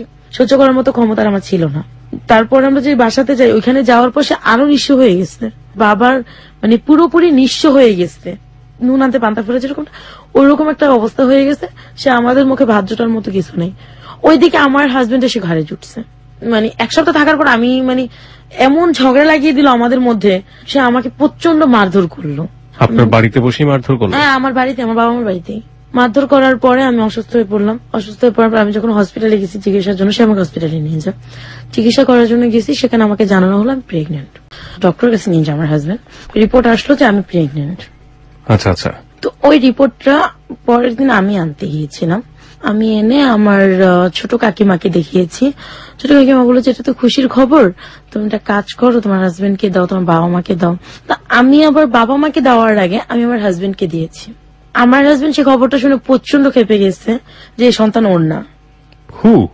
ও কেন জানি বলতেছে এই সন্তান ওর না। তখন আমি বললাম যে দেখো, আমার বিয়ের আগে কারোর সাথে কোনো রিলেশন ছিল না, বিয়ের পরবর্তীতে আমার কারোর সাথে কোনো রিলেশন নেই, রিপোর্টে সাফ দেওয়া আছে আমি 1.5 মাসে প্রেগনেন্ট। তাহলে তুমি কেন এরকম বলছো? ঠিক আছে, মানলাম এটা আমার সন্তান, তো তোকে তো আমি বলেছিলাম যে তুই 2 বছর পরে সন্তান নিবি। দেখো, এটা আমার হয়তোবা ভুল হয়ে গেছে। এটা আপনার ভুল বলছেন, রাইট? আপনার কি ধরনের ভুল হয়ে গিয়েছে? হয়তোবা যে আমাদের যে কোনো ধরনের একটা ভুল হতে পারে। This is the important thing. আমি এটা কেন আপনাকে জিজ্ঞেস করছি, এগুলো most common case in the family. Okay, that's why. আপনি আমাকে একটু বলবেন যে আপনার 14 বছর বয়সে বিয়ে হয়েছে। একটা মানুষের বিয়ে হওয়ার পরে স্বামী স্ত্রী সম্পর্কের কিছু বেসিক নলেজ দরকার হয়। সেই নলেজের ব্যাপারে আপনাকে কেউ কখনো হেল্প করেছে? আপনার মা আপনাকে এই বিষয়ে কোনো জ্ঞান দিয়েছে, কিংবা আপনার আত্মীয় যারা আছে, কিংবা শ্বশুর বাড়ির কেউ আছে, কিংবা আপনার হাজবেন্ড? আমাকে এরকম সাপোর্ট কেউ দেয়নি। কেউ কখনো আপনাকে বিষয়ে কোনো কিছু বলেনি? সাপোর্ট কেউ দেয়নি। বরঞ্চ আমি যদি কোনো প্রবলেম হতো যে মাকে বলতাম, আমার মা আমাকে কখনোই ভালো একটা সাজেশন দিত না। ওকে, কখনোই দিত না। তো বাবাকে বিষয়টা তো সম্পর্কে আপনি বলাই কিছু যায় না। আমি কিছুই জানি না, এটা কিছুই জানেন না। হুট করে। 2 নম্বর হচ্ছে আপনার হাজবেন্ড আপনাকে বলেছে যাতে কোনো বেবি না আসে, এটার জন্য কোনো প্রিভেন্টিভ মেথড কি আপনারা দুজনে মিলে নিয়েছিলেন? হ্যাঁ, আমাকে এটার জন্য ব্যবস্থা মানে নেওয়া হয়েছিল যে আচ্ছা। আমার হয়তোবা কোথাও মানে আমি একটু মন ভোলা ছিলাম, হ্যাঁ। মানে বিয়ের পর আমার দুষ্টুমিটা মানে কিছুটা হলো রয়ে গেছে, ওকে মনে থাকতো না আমার এটা। ওকে। আমি ভাবতাম যে হয়তোবা ওখান থেকে কোনো প্রবলেম হয়ে গেছে। তা আমার হাজবেন্ড প্রচন্ড চিল্লাচিল্লি করতেছিল, তার কখনো মুখের উপর কথা বলিনি। তখন বলছিলাম যে দেখো, তুমি তো এটা নিয়ে অতিরিক্ত বাড়াবাড়ি করতেছো, আর বাবা মা যেহেতু মানে শুনলে বাড়াবাড়ি করবে না, তোমার এটা নিয়ে বাড়াবাড়ি করার কোনো প্রয়োজনই পড়ে না। এই কথাটা বলাই ছিল আমার অন্যায়। সে আমাকে সাথে সাথে প্রচন্ড ধরনের তার যে বেল্ট ছিল, কোমরের বেল্ট, ওটা দিয়ে আমাকে প্রচন্ড ধরনের মারধর করে। এই বাচ্চা কেন নিলি তুই? আচ্ছা, সবসময় বলে যেতে জালস বাতা, যখনই সে বলতো সেটা জালস বাতা, তখন আমার মাথায় সেন্স আউট হয়ে যেত। এই কথা কেন বলবে সে? আমার স্বামী একজন, তাহলে সে কেন এই কথাটা বলবে? তো এটা নিয়ে বলার পরে আমি সেই দিন রাত্রে আমার মাকে জানাই। জানার পর মাকে বললাম যে মা এরকম বলছো, ও তো এমনিতেই খারাপ। এরপর আর আমাকে সে কোনো কমেন্ট করে নাই যে কি করবো। পরের মানে দিন জামাইকে সকালে- বলছে যে ও তো এমনিতেই খারাপ। হ্যাঁ, ও তো এমনিতেই খারাপ, তো কমেন্ট করে না। আমিও পরের দিন সকালবেলা ভালো মতো ও অফিস চলে গেছে, রাত্রে ফিরেও দেখে যে আমি বাসায় না, পাশের রুমে ছিল, মানে প্রতিবেশীর ঘরে। ও ভাবছে আমি যেন কোথায় গেছি। তো মাও দেখে না যে আমি প্রতিবেশীর ঘরে। তো ও আয়সা কি বলছে আমি জানি না আমার বাবার কাছে, বাবাকে দোকান থেকে ডেকে নিয়ে আসছে, জানি না কি বলছে। বাবা প্রচন্ড ধরনের মারধর করছে এসে আমাকে, আমি কেন ভুল করলাম এই সে। তখন আমার নিজের কাছে একটু লজ্জা লাগলো যে আমি প্রেগনেন্ট, বাবা বলছে ভুল করতেছি, কেন বলতেছি এই কথাটা। তো পরে আমি আর কোনো কথা বললাম না। তো প্রচন্ড মারধর করার পরে আমার বাবা আমার তলপেটে একটা লাথি মেরেছে। তখন মানে আমি প্রচন্ড ধরনের মানে একদম অসুস্থ হয়ে পড়ে মায়ের ওপর পড়তে যাওয়ার সময় মা সরে গেছে। মা সরে যাওয়ার পর আমি যে লোহার যে সোফা থাকে, সোফার উপর পড়ে গেছি। আপনার বাবা যে এই যে লাথিটা মারলো, উনি আপনাকে তার আগে গায়ে হাত তুলেছে? এর আগে বহু ভাষা আমার গায়ে হাত না, তুলেছে, আমি এটা আমার বলতে চাচ্ছি যে এই যে শাশুড়ি। লাথিটা কি উনি একদম চিন্তা করেই কাজটা করেছে? না, সে কি চিন্তা করছে আমি জানি না। সে মানে শুরুতে আমাকে কয়েকটা চড় থাপ্পড় এমন হতে মেরেছে। পারে যে লাথিটা মেরেছে এবং ইনসিডেন্টলি আপনার ওখানে লেগে গিয়েছে। আরেকটা হতে পারে যে না, আর সে তার চিন্তা ভাবনা- মানে অভ্যাসটা এরকম, সে রাগ করে যে কাকে কোথায় মারবে সে নিজেও জানে না, যে মেয়ে না বউ সে বুঝবে না, ওই ব্যাপারটা এটা তার তার মাথায় বদ থাকে। অভ্যাস। এই ব্যাপারটা তার খেয়াল থাকে না। তো ওইখানে গিয়ে আমার পুরো বডিটা আমার ওই সোফার উপরই পড়লো, আরেকটা আঘাত পেলাম। একই সাথে দুইটা আঘাতে প্রচন্ড ব্লিডিং হচ্ছিল আমার ওই সময়টাতেই। ওই সময়টাতেই। আমার মা ওটা কোনো খেয়াল করে নাই, আমার মা চলে গেছে আমাকে রেখে। আমার ছোট কাকি মেজো কাকি খেয়াল করছে, যখন খেয়াল করছে তখন তারা আমাকে নিয়ে স্বাস্থ্য কেন্দ্র থাকে যেটা, আমার বাবা কোনো টাকা দেয়নি, হাজবেন্ডও কোনো টাকা দেয়নি, তারা আমাকে ওখানে নিয়ে ভর্তি করালো। ভর্তি করানোর পরে ওখান থেকে আসলো যে আমার বাচ্চাটা নষ্ট হয়ে গেছে। যখন আমি শুনলাম যে আমার বাচ্চাটা নষ্ট হয়ে গেছে, তখন আমার মানে দুনিয়া যেন কিছু বুঝি না, তারপরও যেন আমার মনে হলো যে জীবন থেকে কি যেন চলে গেল। প্রায় 1 সপ্তাহের মতো আমি না, আমার কোনো হুঁশ জ্ঞান নেই। কিন্তু আমার হাজবেন্ডের এতে কোনো রেসপন্স হয়নি যে না আমার বাচ্চাটা নষ্ট হয়ে গেছে, ও কষ্ট পেয়েছে, ওকে একটু সান্ত্বনা দেওয়া দরকার, বাবা মার একটু সান্ত্বনা দেওয়া দরকার। কারো কোনো রেসপন্স ছিল না। তো এভাবে আমার মাসখানেক চলে যাওয়ার পরে আমার ফ্যামিলিতে আবার আমার হাজবেন্ড গ্যাঞ্জাম লাগাই দিল। তো আমার ছোট ফুপি সবকিছু জানতে পারলো। আর ছোট ফুপির প্রতি আমার প্রচন্ড ঘৃণা যে কেন সে এমন করলো। তখন প্রতিশোধের জন্য আমি বলছি না, আমি ছোট ফুপি যার সাথে কথা বলে, যার সাথে প্রেম করে, আমি তার সাথে প্রেম করবো। বলার পরে আমি আর এরকম কিছু করলাম না। মাথায় ছিল এটা, আমার ছোট কাকিকে নিয়ে আমি প্ল্যানটা করছি। কি প্ল্যান ছিল? সে যার সাথে কথা বললাম, ছোট ফুপির হাজবেন্ড ছিল না, সেটা ছেলের সাথে প্রেম করতো, ছোট ফুপি। ছোট ফুপি। আর সে ছেলেটা অনেক টাকা পয়সা দিয়ে তাকে হেল্প করতো। তখন বললাম যে ও যার সাথে প্রেম করছে সে যেরকমই হোক না কেন আমি তার সাথে প্রেম করব। এটা কেন? আপনার প্রতিশোধ নেওয়ার জন্য? সে কেন আমার জীবনটা নষ্ট করে দিল, কেন আমার এতটুকু বয়সে আমি একটা বেবি হারাইছি।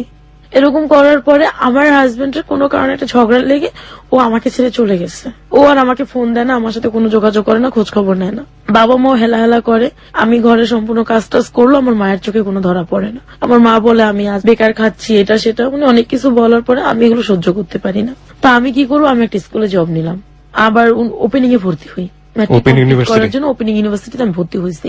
ওই স্কুলে জব করে খাচ্ছি, আমার হাজবেন্ড আসতেছে, আমি তাকে কোনো কথা বলি না। মানে আমার খালামুনিও ফোন দিয়ে বলছে তাকে ছেড়ে দাও। তো ওই যে একটা ভূত মাথায় ঢুকছে, তাকে ছেড়ে দেবো, সে আমার বাচ্চাটাকে জালস বলছে।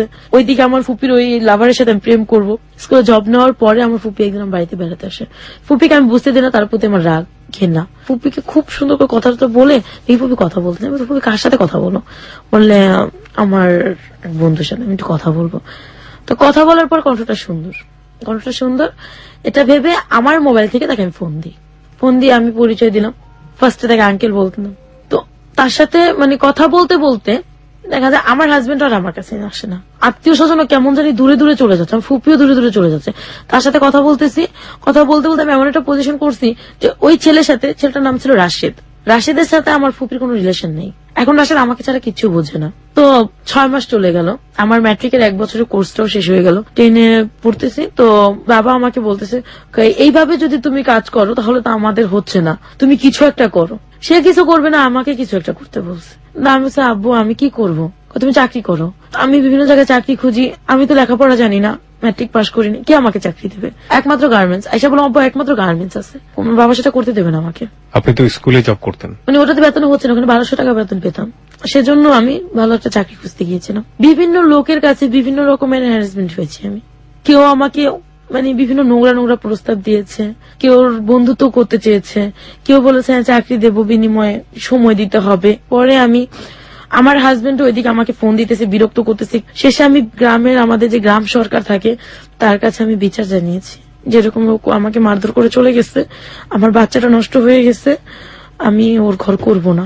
ওইদিকে আমি রাশেদকে প্রশ্ন করলাম যে রাশেদ আমি তো, আমার হাজবেন্ড আমাকে নিতে আসতে বিচার বসাইছে, আমি কি করব? তোমার যা খুশি তাই করো। তো এই ঝামেলাগুলোর সাথে বিচারে ওর কথা হলো যে আমি সংসার করবো না। 3 মাস সময় দেওয়া হলো, যদি আমার মন গলিয়ে নিতে পারে তাহলে ওকে নেবে বা আমি ওর ঘরে যেতে পারি। তো এইভাবে করতে করতে আমার ম্যাট্রিক কমপ্লিট করলাম। আমি হাজবেন্ডের সাথে আমার ডিভোর্স হয়ে গেল, আমি নিজে ডিভোর্স দিয়ে দিলাম। আমিও মানে প্রচন্ড ভালোবেসে ফেলছি রাশেদকে, ওকে স্যার এখন আমি কিছুই বুঝি না। রাশেদ আলটিমেটলি আপনার ফুপির লাভার ছিল। সে ফুপিকে ভুলে গেছে, সে আমাকে ছাড়া কিছু বোঝে না, আমি তাকে ছাড়া কিছু বুঝি না। ফুপি এই জিনিসটা আন্দাজ করতে পারছে। তারপরে ফুপিদের সাথে আমাদের সাথে প্রচন্ড একটা গ্যাঞ্জাম হয়, ফুপি আমাদের যোগাযোগ করে না, আমরাও ফুপির সাথে যোগাযোগ করি না। আর বাবা প্রচন্ড সংসার থেকে চাপ দিতেছে, অনেক কিছু বলার পরে, চাপ সৃষ্টি করার পরে আমি কোথাও কোনো চাকরি পাচ্ছিলাম না। একদিন দেখলাম ঘরে কোনো চাল নাই, ভাই বোন গুলো না খেয়ে আছে। তো আমি আমার এক ফ্রেন্ডকে জানালাম, ওকে আমি বললাম যে দেখো আমার তো ঘরে কোনো চাল নেই, তুমি আমাকে 1000 টাকা ধার দাও, আমি তোমাকে বেতন পেয়ে দিয়ে দেবো আগামী মাসে। তোমার 1000 না, তোমার 1500 লাগলো না, কিন্তু তুমি আমাকে 1 ঘন্টা সময় দাও। কিরকম সময় দেবো তোমাকে? সে আমাকে একটা নোংরা প্রস্তাব দিল।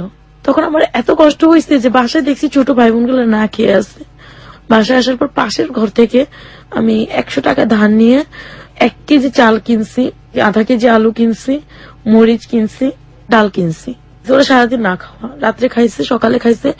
তো এখন দেখি যে 1 কেজি চালে হয় নাই, শেষ হয়ে গেছে। দুপুরে কি রান্না করবে? খুব কষ্ট হচ্ছে ওদের। আমার ভাইটা আমার কাছে এসে বলছে, আপু 2 টাকা দেয়, আমি টাকা দিতে পারতেছি না। বাবা কি করছে? বাবা কিছুই করতেছে না, বাবা জুয়া খেলতেছে। আপনার মা কিছু বলছে না? আমার মা বললে আমার মাকে মারধর করে মাকে। তো আমি চোখে দেখলাম অন্ধকার, দেয়ালে পিঠ থেকে গেছে, আমি ওর কথা রাজি হয়ে গেছি। কার কথা রাজি হয়েছেন? আমার ফ্রেন্ডের কথায়। কোন ফ্রেন্ড? ও ছিল মানে কোন এক হলের নেতা ছিল। তো ওকে, ওর সাথে আমার রাস্তায় একসময় পরিচয় হয়েছিল। আর রাশেদ যে আমার জীবনে ছিল, ও কোনো টাকা পয়সা দিত না তখন, আমিও চাইতাম না। তো ওর সাথে যে আমি ফোন দিলাম ওকে যে দেখো সোহাগ, আমি তোমার প্রপোজালে রাজি আছি, তবে 1000 টাকা না, মানে কোন অর্থে যেন। আমি তখন চিন্তা করলাম যে নিজের সম্মানটাই যেহেতু দেবো, তো 1000 টাকার বিনিময় কেন, আরো বেশিতে দেবো। এই চেঞ্জটা আমার মাথায় মানে কাজ করলো। তো আমি এই কথা বলার পর তুমি কত চাই? আমি 2000 টাকা চাই। আমি তোমাকে 2000 টাকা দেবো না, 1500 দেবো, তুমি রাজি আছো? ঠিক আছে রাজি আছি। ওর সাথে আমি গেলাম, ও কোন এক হোটেলে আমাকে নিয়ে গেছে। নিয়ে যাওয়ার পর ওকে আমি ওখানে 1 ঘন্টা সময় দিছি। ওখান থেকে আমি চলে আসি। চলে আসার পরে ঘরে বাজার টাজার করি। সেই দিন রাত্রে সম্ভবত রাশেদ আমাকে রাস্তায় দেখছে, আমাকে ফোন দিচ্ছে, ফোন দিয়ে বলছে তুমি কোথায় আছো, এখন আমার সাথে দেখা করো। তো দেখা করো, ও আমাকে একটা মসজিদে নিয়ে ছুঁয়ে বলছে, তোমার এখন থেকে ভরণ পোষণ যা আছে আমি গ্রহণ করব। আপনি তো রাশেদের কাছ থেকে হেল্প নিতে পারতেন, কেন নিলেন না? আমি কেন জানি ওর কাছ থেকে চাইনি। আর ও একদিন আমাকে একটা কথা বলছে যে মেয়েরা ছেলেদের কাছ থেকে টাকা খায় সে মেয়েরা ভালো হয় না। আমি ওর কাছে ভালো সাজার জন্য আমি আমার নিজের সম্মানটুকুকে বিক্রি করে দিচ্ছি, একমাত্র বাবা মার ভাই বোনের শুধুমাত্র মুখে 2 মুঠো ভাত দেওয়ার জন্য। সেই রাতে রাশেদ আমাকে একটা মসজিদে দাঁড় করাইয়া বলছে যে ও আমার সম্পূর্ণ ভরণ পোষণ দেবে, আমি কারোর সাথে ফোনে কথা বলতে পারবো না। আপনি রাশেদকে বলেছিলেন যে আপনার জীবনে এই ঘটনাটা ঘটে গেল কিছুক্ষণ আগে? না, ওর কাছ থেকে আমি লুকিয়ে গেছি। ও যা যা বললো আমি মেনে নিলাম। ও আমার বাবাকে ফোন দিল। তো বাবার সাথে রাশেদের সাথে আগে থেকে একটা পরিচয় ছিল। বাবাকে ও বলছে যে আমরা দুজন বিয়ে করে ফেলছি। তখন আমি বলি মিথ্যে বললা কেন? মিথ্যে বলা ছাড়া কোনো কাজ নেই, ও এখন হাজবেন্ড হয়ে আমার বাড়িতে যাবে। তো আমি সবাইকে এসে বললাম যে আমার বিয়ে হয়ে গেছে, ডিভোর্স হয়ে গেছে, ওইদিকে এদিকে আমার বিয়ে হয়ে গেছে। পাড়ার প্রতি সবাই খুব খুশি হলো, মিষ্টি আনছি আমি। পরে আমার বাবা মা তো খুব খুশি, বাবার একটাই চিন্তা এত বড় লোকের ছেলে তার মানে ভালো হবে। তারপর থেকেই আমি আবার স্কুলে জবটা ছেড়ে দিয়েছি, ও আমাকে স্কুলে জবটা ছাড়িয়ে নিয়েছে, ও আমাকে হেল্প করতো। এরকম করে 6 মাস গেল, তো ওর বিনিময়ে আমার কাছে কিছুই চাইনি। তো কত টাকা করে দিত প্রতি মাসে? মানে ও বাজার করে দিত টোটালি একটা। আর আপনার বাবা এগুলো বসে বসে খেতেন? হ্যাঁ, বাবা এগুলো বসে বসে খেতেন। এরকম করে 6 মাস চলে গেল। রোজার ঈদ, এটা হচ্ছে 2010-এর ঘটনা। তো ও আমাকে সম্পূর্ণ মানে বাজার টাজার দেবে, হঠাৎ ওর সাথে আমার ঝগড়া লেগে গেছে। ও আমাকে এখন আর বাজার টাজার দেবে না, কি করব। তারপরে আমি রাস্তায় একদিন সোহাগের কাছে গেছি, সোহাগও আমাকে ফিরিয়ে দিয়েছে। ফিরিয়ে দেওয়ার পরে আমার মানে রাস্তায় বসে আমি চিৎকার করে কাঁদতেছিলাম। রাশেদকে বারবার ফোন দিচ্ছিলাম, ও আমার ফোন রিসিভ করতেছে না, কি করব। বাসায় ফিরে আসলাম, আসার পর দেখেছেন দুপুরে যে খেয়েছে আমার ভাই বোনগুলো আর খায়নি। রাত্রে প্রতিবেশীর ঘর থেকে খাবার দিয়ে গেছে, সেটাও আমার বাবা খেয়েছে, ভাই বোনরা খেয়েছে, আমিও খেয়েছি। পরের দিন সকালবেলা রাশেদকে খুঁজতে বের হয়ে গেলাম। আমি আমার কামরাঙ্গি চর থেকে হেঁটে টিএসির মোড় গেলাম, সেখানে ওকে পেলাম না। বাংলা মোটর আসলাম, বাংলা মোটর ওকে আমি পাইনি। ওকে খুঁজতে খুঁজতে আমার বিকেল হয়ে গেছে, বিকেল পার হয়ে সন্ধ্যা হয়ে গেছে। সারাদিন কিন্তু ভাই বোনগুলো না খাওয়া। রাস্তায় বসে জগন্নাথ হলের ওখানে বসে বসে চিৎকার করে কাঁদতেছি, আমি কি করব এখন। এক মহিলা আমাকে দেখছে, দেখে বলছে আমু তুমি কান্না করো কেন, কি হয়েছে। আমার এরকম অবস্থা, আমি কি করব। তো পরে বলে আমার সাথে আমার বাসায় চলো। আমি বাসায় যাব না, কারো আমার ওই যে মানে আগে তো টিভিতে দেখতাম বাসায় নিয়ে যেত, মেরে ফেলতো, ভয়টা ছিল আর কি। আমি কারো বাসায় যাব না, আমার বাসায় গেলে তোমার ভালো হবে, তুমি চলো। একটা বিশ্বাস নিয়ে, একটা দুঃসাহস নিয়ে আমি ওনার বাসায় যাই। যার পর ও আমাকে বুঝালো, দেখো এইভাবে হবে না, তুমি কিছু করো। তুমি বাবা মাকে খাওয়াতে চাও? হ্যাঁ, আমার বাবা মা আমার কাছে সবকিছু, আমি খাওয়াবো তাদেরকে। ও আমাকে প্রস্তাব দিল যে আমার 3টা ফ্রেন্ড আছে, তুমি আমার 3টা ফ্রেন্ডকে সময় দিবা, তুমি আজ দিতে পারবে? আমি বলছি আমার টাকার দরকার, আমি যে কোনো মূল্যের বিনিময়ে আমি টাকা চাই, যে কোনো মূল্যের বিনিময় হোক আমি টাকা চাই, আমার টাকার দরকার, আমাকে আপনি প্লিজ ধার হলেও দেন। ধারকে আজকালকার জমানায় কেউ কাউকে দেয় না, তোমার মানে দেহর বিনিময়ে তুমি টাকা নিতে পারো। তারপর ওনার 2টা ফ্রেন্ডকে ফোন দিলেন, একজনকে লাইনে পায়নি, 2জনকে পেয়েছে, 3জনের কথা বলছে। তো ওদেরকে আমি 1 ঘন্টা করে 2 ঘন্টা সময় দেওয়া। উনি আমাকে প্রথম দিন দিলেন 2000 টাকা। আমি ওগুলো নিয়ে বাসায় আসছি, আসার পরে বাবা আমাকে বাজার টাজার করে দিছি, খাইছি। সেই দিন রাত্রে আমার বাবা আমাকে বলছে এত রাত কেন করছো, কোথায় গেছো, এটা সেটা বলে আমার বাবা আমাকে মারছে। তখন আমি মাকে বললাম তোমাদের জন্য কষ্টও করব, ঘরে এসে মারও খাবো, এটা তো হয় না। তো মা আর কিছু বললেন না। তো পরের দিন উনি আমার ফোন নাম্বার রেখে দিচ্ছে। 1 সপ্তাহ পর আবার আমাকে ফোন দিছে এই ভদ্রমহিলা। আচ্ছা তুমি তো একদিন চলে গেলে আর ফোন দিলে না, খোঁজ না। ওই টাকা থেকে হয়ে যাবে না, তোমার আরো টাকার দরকার। আমি কিভাবে হয়, এর ভিতরে রাশেদ আমার কোনো খোঁজ খবর নেয়নি। আমি আপনাকে খুব, আমার মনের ভিতরে কোশ্চেনটা ঘুরছিল, আমার মনে হয় যে প্রশ্নটা করা উচিত। হ্যাঁ, আমি প্রশ্নটা করছি এইভাবে। প্রথম কথা হচ্ছে যে আপনি কি কাজ করছেন সেটার চাইতে আমি বরং কেন করছেন সেদিকে থাকতে চাই। হ্যাঁ, 1। 2 নম্বর হচ্ছে যে আপনি তো নিজেও জানেন, কারণ আপনি যে ফ্যামিলিতে বড় হয়েছেন, এটা কত নিকৃষ্ট ধরনের কাজ, কতটা বাধ্য হলে একটা মানুষ এই কাজটা করে সেটা আমরা দেখেছি। এই কাজটা করে যখন আপনি পয়সাটা পেতেন, সামান্য ডালের পয়সা, ভাতের পয়সা, হ্যাঁ, কোন রকম ভাই বোনের মুখে তুলে দেওয়ার মতো একটা পয়সা, ওরা যখন এই খাবারটা খেত বা আপনি যখন খেতেন, আপনার ফিলটা কি হতো? আমি যখন এই কাজটা করতাম, আমি যখন বের হতাম, তখন আমার মনে হয় যে আমি কোনো মানুষের ভিতরে পড়ি না, আমি একটা জঘন্য ধরনের মেয়ে, আমি নষ্ট হয়ে গেছি। যে জিনিসটা আমি সবসময় আমার হাজবেন্ডের মুখে শুনতাম, তো পরবর্তীতে এই কাজটা আমি করবো আমি কোনোদিন ভাবি নাই। আর ওই খাবারটা যেন আমার গলা দিয়ে নামতো না। কিন্তু মা শেষে বুঝতে পারতো যে এই কাজটা আমি কেন করলাম, অন্য কোনো কাজ করতে পারতাম। তখন চিন্তা করতাম যে অন্য কোনো কাজ করলে তো ওরা আমাকে রোজ টাকা দেবে না, হয়তো আজকে আমি জয়েন করছি 1 মাস পর আমাকে টাকা দেবে, কোনো মালিক আমাকে অ্যাডভান্স কিছু টাকা দেবে না, যেটা দিয়ে মাস চলবো। তো পরে দেখা যেত কি এরকম 1 সপ্তাহ করছি, 2 সপ্তাহ করছি, 3 সপ্তাহ করার পরে, মাসখানেক পড়ার পরে না আমার কাছে কোনো খারাপ লাগতো না, কিন্তু ওই টাকার খাবারটা আমার গলা দিয়ে নামতো না। আর রাশেদকে তখন প্রচন্ড ঘেন্না হতো যে ও আমার কেন খোঁজ নেয় না, ও ও যদি খোঁজ দিত তাহলে আজকে আমার এরকম হতো না। এরকম করে রোজা চলে আসলো। আমি রোজার ভিতরে আমার বাবা মাকে এই কাজ করে ফুলফিল বাজার করে দিলাম। ঈদ কাটলো, ছোট ভাই বোন গুলোকে কাপড় দিচ্ছি। আমার ফুপু, ছোট ফুপু, আমার এত কষ্ট পেয়েছি তখন যে আমার ছোট ফুপু আমার মাকে দিচ্ছে, ছোট ফুপু আর বড় ফুপু মাকে দিছে, বাবাকে দিছে, ভাইকে দিছে, বোনকে দিছে। আমাকে একটা সুতা পরিমাণ জিনিস কেউ দেয়নি। যখন আমি দেখলাম যে ওরা আমাকে পছন্দ করে না, তখন আর ওদের প্রতি আমার কোনো মায়া থাকলো না। তো ঈদের দিন রাশিদ আমাকে ফোন দিছে। ফোন দেওয়ার পরেও বলতেছে কেমন আছো? আমি কি তুমি যেমন রেখেছো ঠিক সেরকমই আছি, না মরে বেঁচে আছি। তো ও বললো যে এভাবে কথা বলতেছো কেন? আমি কি না, তুমি যে একটা ব্যক্তিকে রেখে গেছো, জানো আমার বাবা কাজ করে না, আমার টাকা খায়, তোমারটা খেয়েছে, তো তুমি কিভাবে এভাবে চলে গেলে আমাকে রেখে? ও আমাকে বললো যে ঠিক আছে, সবকিছু ঠিক হয়ে যাবে। ঈদের দিন রাত্রে ও বলতেছে যে তুমি একটা কাজ করো, তুমি আমার সাথে দেখা করো। কখন দেখা করবো? রাতে দেখা করো। বিকেলে ওই মহিলা আমাকে ফোন দিছে যে লাবণ্য তুমি একটু আসবা। কেন? আমার 2টা ফ্রেন্ড আসছে, তুমি যাদের সাথে বসো তারাই আসছে, ঈদের দিন তোমাকে দেখতে চায়। তো আমার তো কোন রকমেরই নেই, আমি চলে গেছি। আমি কিন্তু পুরনো কাপড় পরে গেছি, কারণ আমি ঈদে কোনো কাপড় নিইনি। মানে তখন আমার হাজবেন্ড আমাকে 6 মাসে কিছু দেয়নি, বাবা মাও কিছু দেয়নি। ওই যে শাড়িগুলো বিয়ের আগে কিনছি বা বাঁশ শাড়িগুলো, নতুন শাড়িগুলো, ওগুলো পরতাম। তো আমি যাওয়ার পরে ওনারা আমাকে 2 ঘন্টা রাখলো। 2 ঘন্টা রাখার পর আমাকে 3000 টাকা দিচ্ছে। ওরা বাইরে খেলো আমাকে নিয়ে। আমি ওদিকে রাশিদকে ফোন দিচ্ছি, রাশিদ ফোন রিসিভ করে না। 8টার দিকে প্রচন্ড বৃষ্টি হচ্ছিল, ওই বৃষ্টিতে ভিজে ভিজে ওকে আমি পুরো টিএসসি খুঁজছি, রমনা খুঁজেছি, ওকে আমি পাইনি। ও আমাকে 10টার সময় ফোন দিছে, তুমি কোথায়? বাসায়। তুমি আমার সাথে দেখা করতে আসতো না, এটা বলো। প্রচন্ড ঝগড়া করতেছে আমার সাথে। পরে আমি আচ্ছা ঠিক আছে, আমার ভুল হয়ে গেছে। পরে ফোন রেখে ছোট বলতেছে আপু শিশু পার্কে ঘুরতে যাবো। আর আমি আমার ছোট ভাই বোনদেরকে বাবা যে দেয় না সে অভাবটা বুঝতে দিতাম না। যেভাবেই হোক আমি ওদের সবাইকে বুঝায় রাখতাম যে না টাকা পয়সা আছে, খেতে পারবি, চলতে পারবি। তো আমার ওদেরকে নিয়ে আমি শিশু পার্কে ঘুরতে গেলাম। 3000 টাকা ছিল, তো 1000 টাকা খরচা হয়ে গেল। ওদের যাওয়া আসে না। ও আমাকে রাশিদ আমাকে ফোন দিল, বললো চলো আজকে আমার এক ফ্রেন্ডের বাড়িতে যাব। ঠিক আছে যাব। ফ্রেন্ডের কে কে আছে? মা আছে, ভাই আছে, বোন আছে, সবাই আছে। কিসের জন্য যাব? ওরা আমার বউকে দেখতে চাইছে। ঠিক আছে যাব। ঠিক আছে, রাত 8টায় আমাদেরকে বাসায় দিয়ে আসার পরে আমি ওর সাথে দেখা করলাম, সম্ভবত গুলিস্তান গিয়ে। ওর বাড়ি কি গুলিস্তানে ছিল? ওর বাড়ি মগবাজার।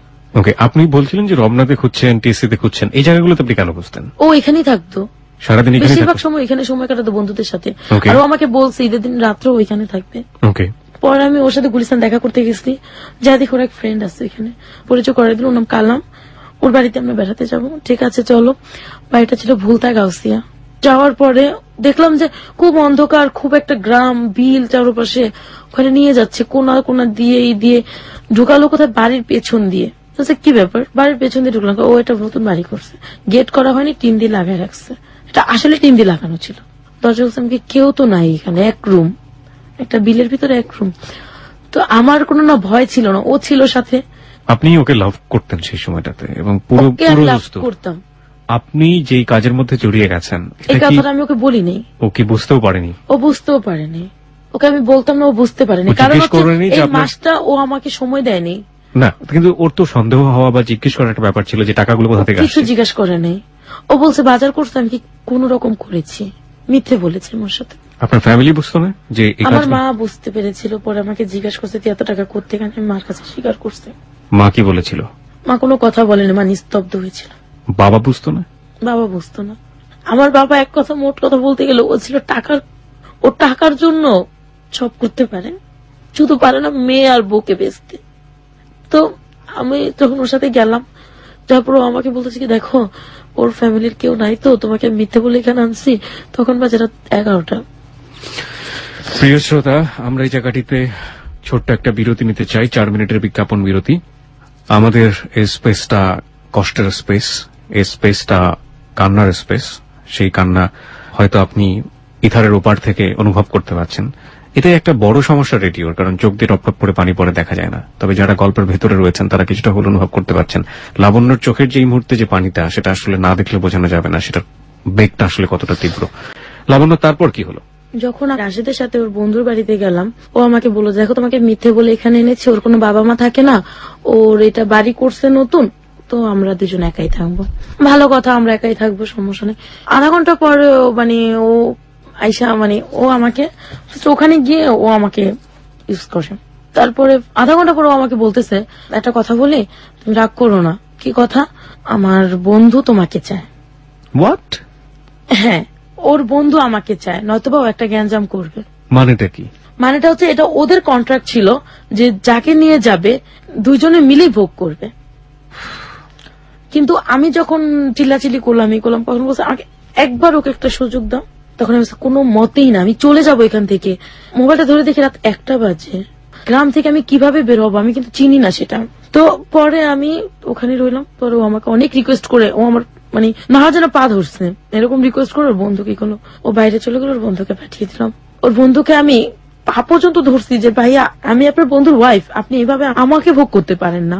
তাতে আমার কি, আমার তো আপন কেউ না। কোনো মতে যখন না শুনছে তখন মনটাকে একটা বুঝ দিছি যে যখন আমি ওই যে 2টা লোকের সাথে মেলামেশা করছি, ঠিক ওই মন মানসিকতা নিয়ে আমার ওর সাথে মেলামেশা করতে হবে। ওকে আপন ভাবলে চলবে না আমার। তো চলে গেল। আমি ওয়াশরুমে ঢুকে তখন চিৎকার করে কাঁদতেছিলাম যে আমি কাকে ভালোবাসলাম যে আমাকে অন্য পুরুষের হাতে তুলে দিল। তাহলে তো আমি নিজেই ঠিক ছিলাম, যে ওই লোকগুলো তো ভালো ছিল, যাদের সাথে আমি জঘন্য কাজটা করছি বা নোংরা কাজটা করেছি তারাই তো ভালো। তাহলে তো এই মানুষটাকে ভালোবেসে বিশ্বাস করে আমার কোনো লাভ নেই। তো তারপর ও মানে এরকম একটা বিহেভ করলো, ও আমাকে আয়সা জড়ায় প্রচন্ড কান্না করতে শুরু করলো, যেন সব ভুল ওর। ও আমার কাছে ক্ষমা চাইলো পা ধরে ওই রাতে। তো কেন জানে মনটা আমার আবার ঘুরে গেল। সকালবেলা আমরা দুজন চলে আসলাম। চলে আসার পরে ওকে আমি বললাম যে দেখো এরকম হলে আমি আর কখনোই তোমার সাথে কোথাও যাবো না। বাই দ্য ওয়ে, আপনি যে এভাবে রাত কাটালেন, আপনার ফ্যামিলি আপনাকে কিভাবে নিল? আমার ফ্যামিলি থেকেও বলে গেছে যে আমরা বেড়াতে যাচ্ছি। আপনার ফ্যামিলি তো জানে যে আলটিমেটলি আপনারা বিবাহিত? হ্যাঁ। ওকে। তো আমি বাসায় ঢুকলাম। এখন আমার বাবা এই আমাদের বিয়ের কথাটা আমাদের গ্রাম সরকারের কাছে জানায় দিচ্ছে। জানায় দেওয়ার পর আমার গ্রাম সরকার আসছে, কাকে বিয়ে করেছে মামুনি দেখি একটু। তখন আমার গ্রাম সরকার একটা দিল যে উঠায় দেবো। এখন উনি আমার বাবার এখন লোভ হচ্ছে যে এখন যদি উঠায় দেই 50,000 টাকা খরচা করলে আমি 1 লাখ টাকা পাবো। কিভাবে? অনুষ্ঠান করলে টাকা উঠবে। ওকে, সবাই গিফট দেবে। আর আমার আত্মীয় স্বজন তো বিশাল বড় লোক। বাই দ্য ওয়ে, এখানে গ্রাম সরকার বলতে আপনি কাকে বোঝাচ্ছেন? ওই চরটা তো একটা গ্রামের মতো ছিল, হ্যাঁ। তো ওখানে চেয়ারম্যান মেম্বারের পরে একজন গ্রাম সরকার থাকতো। যে কোনো বিচার আগে গ্রাম সরকারের কাছে যেত, তারপরে মেম্বার, তারপরে চেয়ারম্যানের কাছে যেত। আচ্ছা আচ্ছা। তো তাকে বলার পরে সে বললো যে রাশেদকে বলো তোমার এই এলাকায় তোমাকে আধা কাটার উপর হলো 1 কাঠা জমি কিনে দিতে হবে আমার মেয়েকে। রাশেদকে বললো এটা? হ্যাঁ, তুমি যে আমার মেয়েকে বিয়ে করবা, তোমার ফ্যামিলি যে আমার মেয়েকে নেবে। বিয়ে তো করেই ফেলেছেন, বিয়ে করার প্রসঙ্গ আসবে কেন? মানে উঠায় দেবে আর। আচ্ছা। বা তোমার ফ্যামিলি যে ওকে নিচ্ছে, এখনো তো ফ্যামিলি জানে না। তার ফ্যামিলি যখন জানবে তখন কি গ্রহণ করবে? যদি না করে তাহলে আমার মেয়ে কোথায় যাবে? তার মানে তুমি আমার মেয়েকে এখানে একটা বাড়ির উপরে 1 কাঠা জমি কিনে দিবা। সে একতলাই হোক 3 সিটি থাক, সেটা বড় কথা না। কোথায় এটা? এটাও চরের মধ্যে হবে, কামরাঙ্গীর চরে। কামরাঙ্গি চরেই হবে এটা। তখন ও বললো ঠিক আছে আমি করব। তো এভাবে করে আমাদের সম্পর্ক এগোতে থাকে। 2011 ভালো আছি আমরা, ওর টাকা পয়সা আমাদের সংসার চলতেছে। তো 2012তে গিয়ে ও আবার গ্যাঞ্জাম করলো আমার সাথে। ঝগড়াঝাটি করার এক পর্যায়ে ও আমাকে ছেড়ে চলে যাবে, এসে অনেক বুঝ করে অনেক মিনমিশ করিয়ে দিল। ঠিক আছে, 6 মাস চলে গেছে। কিভাবে যেন ওর ফ্যামিলি জেনে ফেলছে আমরা বিয়ে করছি। ওর ফ্যামিলি এখন আমাকে ফোন দেয়, আমার উপরে চরম অত্যাচার, তুমি ওকে নেবে না, ওর বউ হতে পারো না, তোমার মতো মেয়েকে আমরা ওর বউ করবো না। আর সবচেয়ে বড় ভুল ছিল যে রাশেদ এর আগে আমার ফুপুকে নেয়ার জন্য নাকি ঘরে এরকম ঝগড়াঝাটি করছে। পরে ওরা জানতে পারছে ওনারই ভাস্তি আমি। তার মানে ওই ফুপু যেহেতু এত খারাপ, ভাস্তিটা যাচ্ছে তারও খারাপ। ও বলে যে না, ওর ফুপু যেমনই হোক আমার ওয়াইফ ভালো। এরকম গ্যাঞ্জাম করে টোরে ও বহুবার বিষ খেয়েছে নাকি অভিনয় করেছে জানতাম না। 2013তে আইসা ওরা আমার সম্পর্ক ভালো যাচ্ছে। হঠাৎ করে ও আমাকে একদিন রাত্রে ফোন দিছে, আমি লন্ডন চলে যাচ্ছি, তুমি ভালো থাইকো, সুস্থ থাইকো। ঘরে বাজার টাজার কিচ্ছু দিয়ে যায়নি, হুট করে লন্ডন চলে যাচ্ছে। আর আমার কেন জানি মনে হতো আমার জীবন থেকে একদিন যাবেই। তার মানে স্কুলগুলোর সাথে আমার রানিং রাখতে হবে, স্কুলে চাকরি করি আর না করি ভালো সম্পর্ক থাকতে হবে। এই ফ্যামিলিগত ভাবে আমি যেরকমই হই না কেন, কিন্তু শিক্ষকতার দিক দিয়ে আমি খুব কড়া ছিলাম। আমাকে প্রচন্ড ভয় পেত সবাই। আর আমাকে কেউ বলতোই না যে আমি ম্যাট্রিক পাস করেছি, সবাই বলতো হয়তো বা ম্যাডাম অনার্স কমপ্লিট করেছে। ও লন্ডন চলে গেল, আমাকে বলছে যায় ফোন দেবে, আমার জন্য কি কি যেন রেখে গেছে সেগুলো দেবে, কিন্তু এগুলোর কিছুই করেনি। ও যাওয়ার সময় আমি চিৎকার করে কান্না করছি ফোনে, তুমি কিসের ভিতর আমাকে রেখে গেলা, কার কাছে থাকবো, আমি কিভাবে বাঁচবো। আমার বাবা যখন শুনতে পারলো যে ও চলে গেছে, আমার বাবা আমাকে প্রচন্ড মারধর করলো। আমাকে এখন দেখতে পারে না, আমি টাকা পয়সা দিতে পারি না। বাবা কি তখন কোনো কাজ করছে? কোনো কাজ করতেছে না, সে ওই জুয়াই খেলে। জুয়াই খেলে আর ঘরে বসে বসে খায়? ঘরে বসে বসে খায়। মানে আপনি যা নিয়ে আসেন সেটা যা নিয়ে আসতেছি তাই খাচ্ছে, কোনো কাজ নেই তার। এবং তার কোনো লজ্জাও নেই সেটার জন্য? মানে পস্তানো বোধটা ওর নাই। ওনার বয়স কেমন ছিল? মানে লাইক উনি কাজ করতে পারতেন, এই সামর্থ্য ছিল শরীরে? হ্যাঁ, 45। ওকে। আর তার একটা সবচেয়ে বদ অভ্যাস ছিল, সে যে কোনো দোকানে ঋণ করবে। একসময় দেখলাম কি ঋণের মাত্রা এত হারে বেড়ে গেছে, 3.5 লক্ষ টাকার মতো দেনা হয়ে গেছি আমি। আপনি মানে আপনার কাজের জন্য নাকি বাবা দিনা করে আছে? মানে উনি করে করে আমার নাম দিয়ে আসে, মেয়ে বেতন পেলে দিয়ে দেবো, মেয়ের জামাই দিয়ে দেবে, সবাই তো আমাকে চেনে। কি কিন্তু? সিগারেট এইটা সেইটা, এই হাবি যাবি। দেখা যায় কোনোদিন রাশিদের বাজার দিতে লেট হয়েছে, একবেলা চাল নাই, ওই চালটার এটা সেটা আনতো। 2013-তে রাশেদ চলে আসলো দেশে। আসার পরে ও আমাকে বললো আমার বোনটার ইউকে থেকে চলে আসলো। কি করতে গিয়েছিল এখানে সেটা আমি জানি না, 16 দিনের মাথায় চলে আসছে। ও কি গিয়েছে না কি আমি তাও বলতে পারবো না, ওর সাথে আমার কোনো যোগাযোগ হয়নি এই 16 দিন। এই 16 দিন ওকে ফোন দিল, ওর ভাই রিসিভ করে আমাকে বকাঝকা করতো। এই 16 দিনের মধ্যে বাইরে থেকে কোনো ফোন করেছিল আপনাকে? ও আমাকে কোনো ফোনও দেয়নি। ও বলেছিল ফ্যামিলির লোক নাকি আমাকে যোগাযোগ করবে, আমার এই 16 দিনের বাজার টাজার দিয়ে যাবে, ওর এক বোন যাবে, কিন্তু কেউ আমাকে কিছুই করেনি।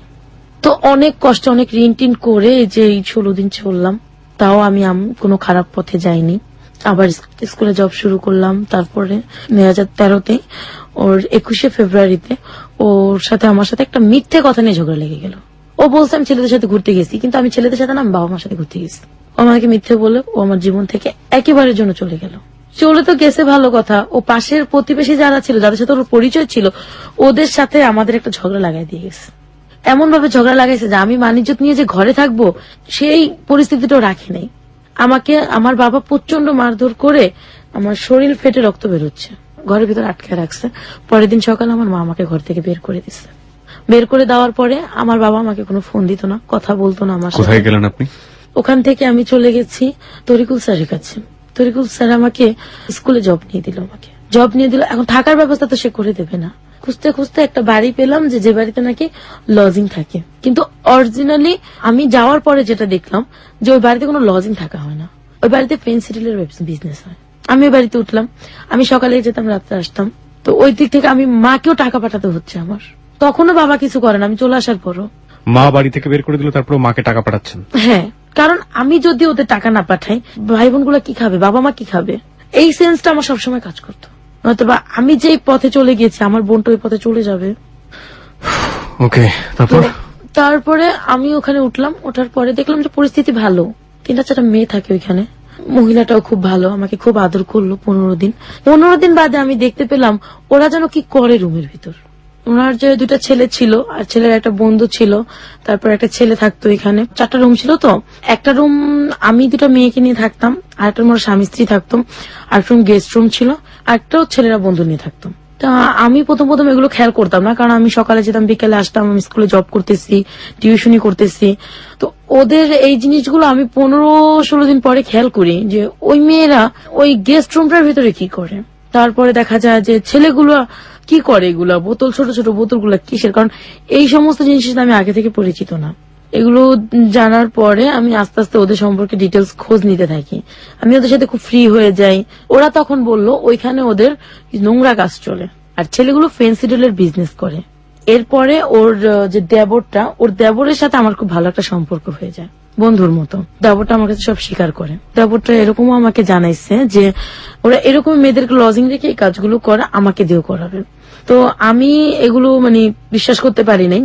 ওরা করে কি, মেয়েদেরকে ঘুমের ওষুধ খাইয়ে তো এমন কিছু ডোজ দিয়ে দেয় যে ওগুলো মেয়েদেরকে যদি ওই রাতে এখান থেকে যদি মেরেও ফেলা হয়, মেয়েরা টের পাবে না, এরকম করা হয়। অথবা মেয়েদেরকে ঘুরতে যাওয়ার নাম করে যশোর বেনাপোলে নিয়ে গিয়ে ওদের শরীরের সাথে বা বউ সাজিয়ে ব্যাগের ভিতরে ফেন্সিডিল দিয়ে ওদেরকে আনা হয়। ওই যে ওর দেবরের সাথে আমি একদিন ঘুরতে ঘুরতে, এটা হচ্ছিল হচ্ছে রায়ের বাজার বুদ্ধিজীবীর গদি ঘরে। তো আমি রায়ের বাজার বুদ্ধিজীবীতে ঘুরতে গিয়ে আমার এরকমটি ছিল যে আমি সব শ্রেণীর লোকেদের সাথে খুব ভালোভাবে মিশতে পারি। তো আমি ওই র্যাবের সাথে পরিচয় হলো আমার। কিছু র্যাব ছিল এখানে।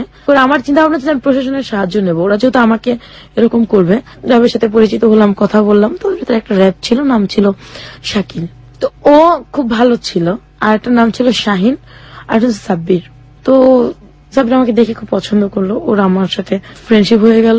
3-4 দিন পরে সাব্বিরকে আমি বললাম, সাব্বির এরকম এরকম হয়েছে, বাসায় ওরা পেন্সিল বিক্রি করতেছে, আমাকে ওরা বিক্রি করে দিতে চাচ্ছে। তো সংক্ষেপে ওদেরকে বলছি ওকে, আমার মোবাইল ছিল না, ওই মহিলার মোবাইলকে আমি আপা বলতাম, ওর নাম ছিল লাকি আপার নাম ছিল, লাকি আপার মোবাইলটা আমি বললাম, ওরা বলছে তোমার সাথে দেখা করি। তো সেই দিন বিকেলে আমাকে জানানো হলো যে আমাকে ওরা নাকি দৌলদিয়া নামে একটা ঘাট আছে, সেখানে ওরা 3.5 লক্ষ টাকা বিক্রি করে দিচ্ছে। তারপরে আরেক জায়গায় এই ঢাকাতেই পুরানা পল্টনে ওদের এক মামার কাছে 75,000 টাকা 15 দিনের জন্য বিক্রি করে দিচ্ছে। মাই গড। তো যেদিন রাত্রে আমাকে ওরা নিয়ে যাবে, আমি জানি না ওদিন রাত্রে ওরা আমাকে নিয়ে যাবে, ওর দেবরা এসে আমাকে বলতেছে যে তুমি যদি এখান থেকে না যাও, তুমি কালকে আর পৃথিবীতে সূর্য দেখবা না। কেন এরকম হয়েছে? তোমাকে ওরা নিয়ে যাবে দৌলতিয়া ঘাটে 15 দিন পরে, আর আজকে রাত্রে তোমাকে ওরা বলে নিয়ে যাবে। তো এর আগে আমি র্যাবকে বলে রাখছি সবকিছু, এরকম এরকম করবে ওরা, তুমি আমাকে প্লিজ বাঁচাও। তো সকালবেলা আমি শুনলাম ওরা আমাকে বলছে, জানিস তোর ভাইয়া তো পুরানা পল্টন গেছে, ওর হাজবেন্ড আবার ওর সাথে রাগ করে চলে গেছে, তো তোর ভাইয়া তো চলে গেছে, তো ভাইকে আমরা আনতে যাবো পুরানা পল্টন, তুই কি যাবি আমাদের সাথে? আমি বললাম দেখি কি করতে পারি। এর মধ্যে ওই র্যাবকে ফোন দিচ্ছে ওই লোকের নাম হচ্ছে মিন্টু। মিন্টু ফোন দিয়ে বলছে ওকে কিন্তু নিয়ে যাবে একটু পরে। ঘন্টাখানেকের মধ্যে ওরা ওইখানে ফোর্স নিয়ে চলে গেছে। যাওয়ার পরে এখানে বলতেছে কি হচ্ছে, এখানে কিছুই হচ্ছে না, ঘর চেক করবো, ওরা প্রায় 50 বোতলের মতো ফেন্সিডিল পেয়েছে। মানে এরকম একটা মুহূর্ত আসছে যে ওর ঘরে ওর গেস্ট আছে মেয়েদের সাথে, ওই অবস্থা ওকে ধরছে। মিন্টু আবার সকালেই চলে গেছে, ওই খবর দিয়ে চলে গেছে। ওরা আমাকে নিয়ে উত্তরা চলে গেল, ওই র্যাব উত্তরে গিয়ে মিন্টু রাতে দিয়ে দিল। মিন্টু আবার আমার ফ্যামিলিকে জানাইলো, আমার বাবা বলছে ওই মেয়েকে কোনোদিন ঘরে তুলবা না, তাই আমার মা সেদিন আমাকে গ্রহণ করে নেয়নি। মিন্টু আমাকে এক রাত ওর এক ফ্রেন্ডের বাসায় রাখছে, খুব ভদ্রভাবে খুব সম্মানের সাথে রাখছে, ওর ওয়াইফ বলে। ও ছিল না, ও বলছে আমি রেখেছি, আমি একটু ঢাকার বাইরে যাচ্ছি। পরের দিন ও এই কামরাঙ্গি চড়ে এসে জালুয়ারি চৌরাস্তা আছে একটা, ওখানে এসে আমার জন্য বাসা খুঁজে বের করছে একদিনে। আমি এখানে উঠলাম। তারপরে একদিন আমার মা আমাকে ফোন দিয়ে খুব কান্নাকাটি করতেছে, 2013 এপ্রিলে খুব কান্নাকাটি করতেছে, ঘরে খাবার নেই না সেটা। তো পরে আমি কি করবো, তো আমার কাছে তখন টাকা ছিল, আমি ওকে টাকা দিয়ে দিলাম, ওরা খাবার টাবার করছে। প্রতি মাসে টিউশনি করে যে টাকা বেতন পাই ওর থেকে ওদেরকে দিয়ে দিই, ওর থেকে আমি রাখি। আমার ঘর ভাড়া বেশি ছিল না, এক রুম তো 2,000 টাকা ছিল। আমি কষ্ট করে চলতাম, ওদেরকে আমি কষ্ট দিতে দিতাম না। আমার বাবা অসুস্থ ছিল, তাকে আমি চিকিৎসার টাকা দিয়েছি, ভাই বোনদেরকে দেখেছি।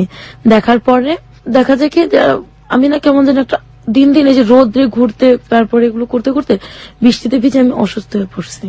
এখন আমি ওই বাসায় থাকতে পারতেছি না, বাসা চেঞ্জ করে ফেললাম। বাসা চেঞ্জ করে আরেক বাসায় গেছি, সেখানে আমি খুব অসুস্থ। এর ভিতরে এক স্কুল টিচারের সাথে আমার পরিচয় হয়েছে, তার বয়স 50-এর উপরে। তো ভালোই কথা টথা বলতো, ফোন টোন দিত না, কম কথা বলতাম। তো ওনার সাথে জাস্ট এমনি কথা টথা হইতো, দেখা করতো আমার সাথে। উনি একদিন আমাকে বিয়ের প্রস্তাব দিল, আমি রাজি হইনি। এই 50 লোক? হ্যাঁ, রাজি হইনি। পরে আমি না দিন দিন অসুস্থ হয়ে পড়লাম। অসুস্থ হয়ে পড়ে বাবা মার গাড়ি গিয়ে উঠলাম। ওখানে আমি ডাক্তার দেখালাম, নিঃশ্বাসে প্রবলেম হইতো, আমি নিঃশ্বাস চাতে পারতাম না, আর লিভার একটু সমস্যা হয়েছে। মানে এগুলো তো আমার টাকায় হতো, আমার ফ্যামিলিকেও খরচা দিতাম ওই অসুস্থ অবস্থায়। আমার টাকা যেটা জমানো ছিল আর কি, ওটাতেই হয়তো। তো ওই লোক আমার এই অবস্থা দেখে আমার মামা, মানে এই যে গ্রাম সরকার, তার কাছে বিয়ের প্রস্তাব দিল। কোন লোক? যে লোকটা স্কুল টিচার ছিল, 50-এর ঊর্ধ্বে বয়স ছিলেন, যে লোক নাম ছিল তাহির। সে আপনার গ্রাম সরকার পর্যন্ত পৌঁছালো কিভাবে? ওই এলাকারই সে স্কুল টিচার। ওকে। তো ওই হিসেবে সে বলছে, আর আমাদের সম্পূর্ণ দায়িত্ব ওই গ্রাম সরকার নিয়েছিল। তো ওনার কাছে বিয়ের প্রস্তাব দিল। আমাকে জিজ্ঞাসা করা হলো, তখন তো আমি খুব অসুস্থ, আমার একজনের হেল্প চাই, বাবা মা আমাকে রাখবে না। আমি বাবা মাকে বললাম, দেখো তো অনেক বয়স্ক, কিভাবে কি হয়। বাবা বললো না সমস্যা নেই, মানে ডাইরেক্টলি বললো বয়স্ক লোক নাকি বউ ভালোবাসে বেশি। আপনার বাবা আপনাকে এটা বললো? আমার বাবা মাকে বলছে। আপনার বাবার তখন বয়স কত? 45। বাবার বয়স 45, বাবার জামাই হবে 50 ঊর্ধ্ব। হ্যাঁ, তো এর ভিতরেই মা বলছে যে গ্রাম সরকারের খোঁজ খবর নিতে। উনি কি খোঁজ খবর নিচ্ছে আমি জানি না। ঠিক এক সপ্তাহের মাথায় আমার বিয়ে দিয়ে দিল, 7ই আগস্ট 2013। তো পরবর্তীতে প্রিয় শ্রোতা, this is not a story of চিনি কম। আপনারা নিশ্চয়ই অমিতাভ বচ্চনের সেই ছবিটা দেখেছেন। অমিতাভ বচ্চন এবং টাবুর ছবি ছিল চিনি কম, আমার অনেক পছন্দের একটা ছবি। লাইফে এই ঘটনা ঘটে, বাট এত সুইট এত ঘটে না, এটাই রিয়েলিটি।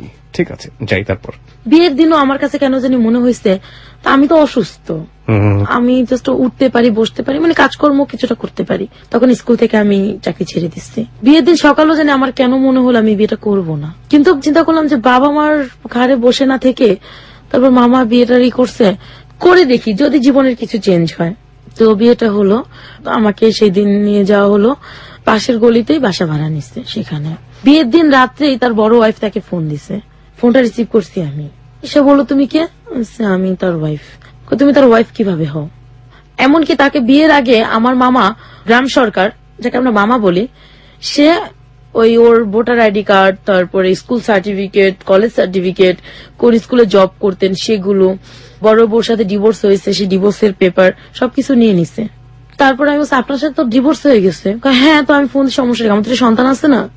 ভালো কথা, সন্তান আছে যেহেতু, আমি সেও তার কিছু বলিনি। ওনার সাথে কথা বলছে 1 দিন 2 দিন 3 দিন। আমি তো অসুস্থ, যেটা সত্যি কথা বলতে কি আমার হাজবেন্ডের সাথে আমার কোনো সম্পর্কই ছিল না, মানে পরে যে বিয়েটা হয়েছে আমার স্বামী স্ত্রী সম্পর্ক, এক্স্যাক্টলি এক্সিস্টিং যে রিলেশনশিপ, স্বামী স্ত্রীর কোনো সম্পর্কই তার সাথে ছিল না। কারণ আমি অসুস্থ, তার ভিতরে তার ওয়াইফ ফোন দিছে, এটা আমার বিবেকে বাজছে, কেন ফোন দেবে? এভাবে করে তার সাথে প্রায় 1 সপ্তাহ কেটে গেল। 1 সপ্তাহ কেটে যাওয়ার পর তার আরেকটা ওয়াইফ আমাকে ফোন দিছে। তখন আমি মানে তার ফোনে আমি ইউজ করি, তো আমি বললাম আপনি কে? তো ওর নাম ছিল রনি। আমি রনি না ননি জানি, চিটাগং বাড়ি তাদের, চিটাগং থেকে ননি বলছি। আপনি কাকে চান? বললাম তাহেরকে চাই। তা আপনি কি হন? আমি ওর ওয়াইফ। কিভাবে হলো? সাথে সাথে আমি বললাম কিভাবে হলো, কারণ যেহেতু তার এক ওয়াইফ ডিভোর্স প্রাপ্ত, আমি আছি, তো আমি দ্বিতীয় ওয়াইফ, তার আর কোনো ওয়াইফ নেই। আপনি কে তাহলে? আপনি যাকে বিয়ে করেছেন তার আমি এক ওয়াইফ, আপনি তৃতীয় ওয়াইফ, আমি দ্বিতীয় ওয়াইফ। উনিও ডিভোর্স? না। তো আমি বললাম আপনি আমাকে কেন ফোন দিচ্ছেন? আমি বাবা মাকে সবকিছু জানাইছি, মামাকে সবকিছু জানাইছি, তাকে বলছি। সমস্যা কি, সে গ্রামে থাকবে, আপনি ঢাকায় থাকবেন, এইভাবে সে আমাকে বললো।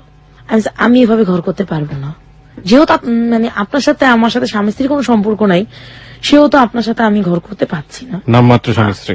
হ্যাঁ, নামমাত্র স্বামী স্ত্রী, এটাই রিয়েল ছিল আর কি।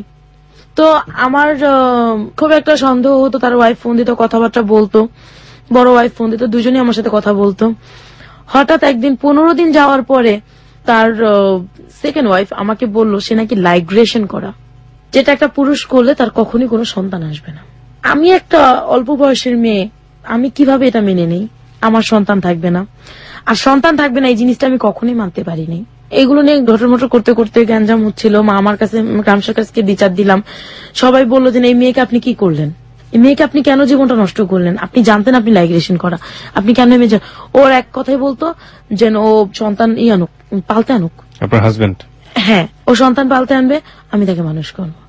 আমি কোনোদিন না, আমি যেহেতু মা হওয়ার ক্ষমতা রাখি, সেহেতু আমি একটা সন্তান পালতে আনতে পারি না। এই জিনিসটা আমার কাছে ঘোর নাকচ ছিল যে আমি পালতে আনবোই না। তো এরকম করে তার সাথে ঘটির মটির করে আমার 1.5 মাস গেছে। যাওয়ার পরে আমি বললাম যে আমি আপনার সাথে ঘর করবো না বলছি। পরে সে আমাকে প্রচন্ড মারধর করলো। আমার সবচেয়ে কষ্ট লাগতো ওইখানে যে সে কোনো বাজার করতো না ঘরে।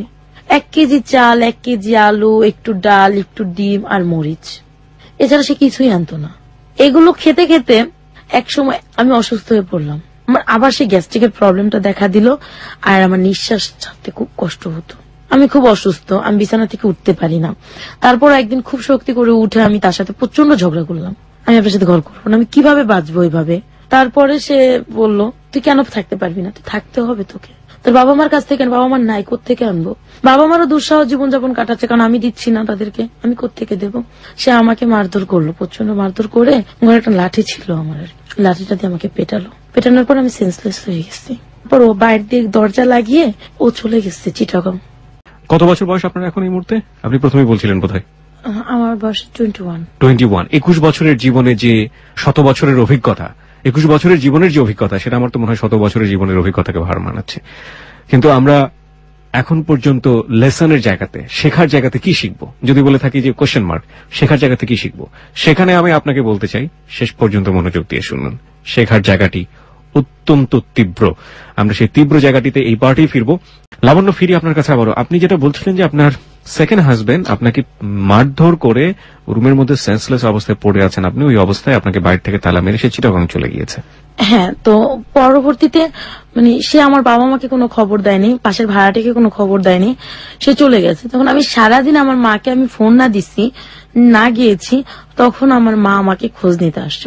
আসার পর দেখে আমার দরজা লাগানো, সে ভাবছে আমি বাইরে গেছি, দ্বিতীয়বার চলে গেছে। কিন্তু সবচেয়ে আশ্চর্যজনক বিষয় হচ্ছিল যে আমার বাবা তখন একটা সমিতির সাথে যুক্ত ছিল, সেই সমিতিটা ছিল আমার ফ্ল্যাটের পাশের ফ্ল্যাটে।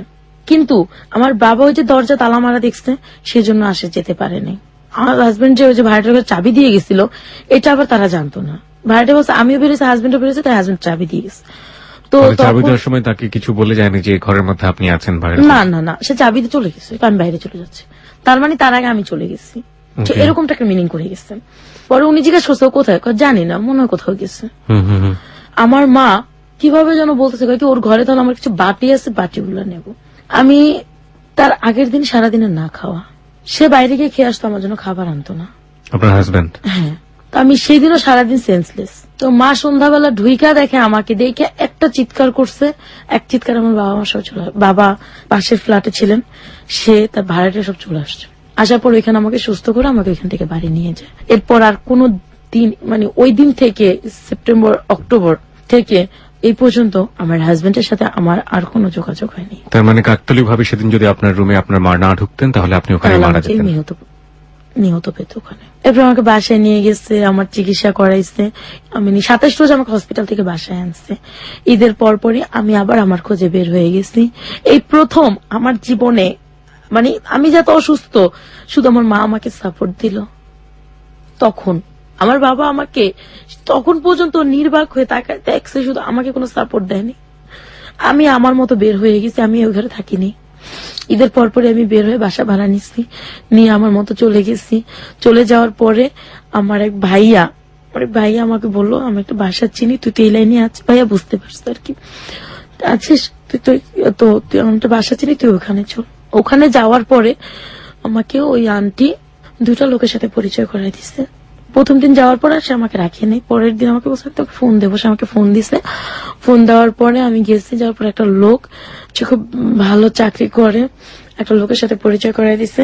বলছে তুমি তাকে সময় দাও, সে তোমাকে খুশি করে দেবে। তখন কিন্তু আমি অভাবে অবস্থায়, অনটন অবস্থায়, বাবা মারও দুঃসহ অবস্থা।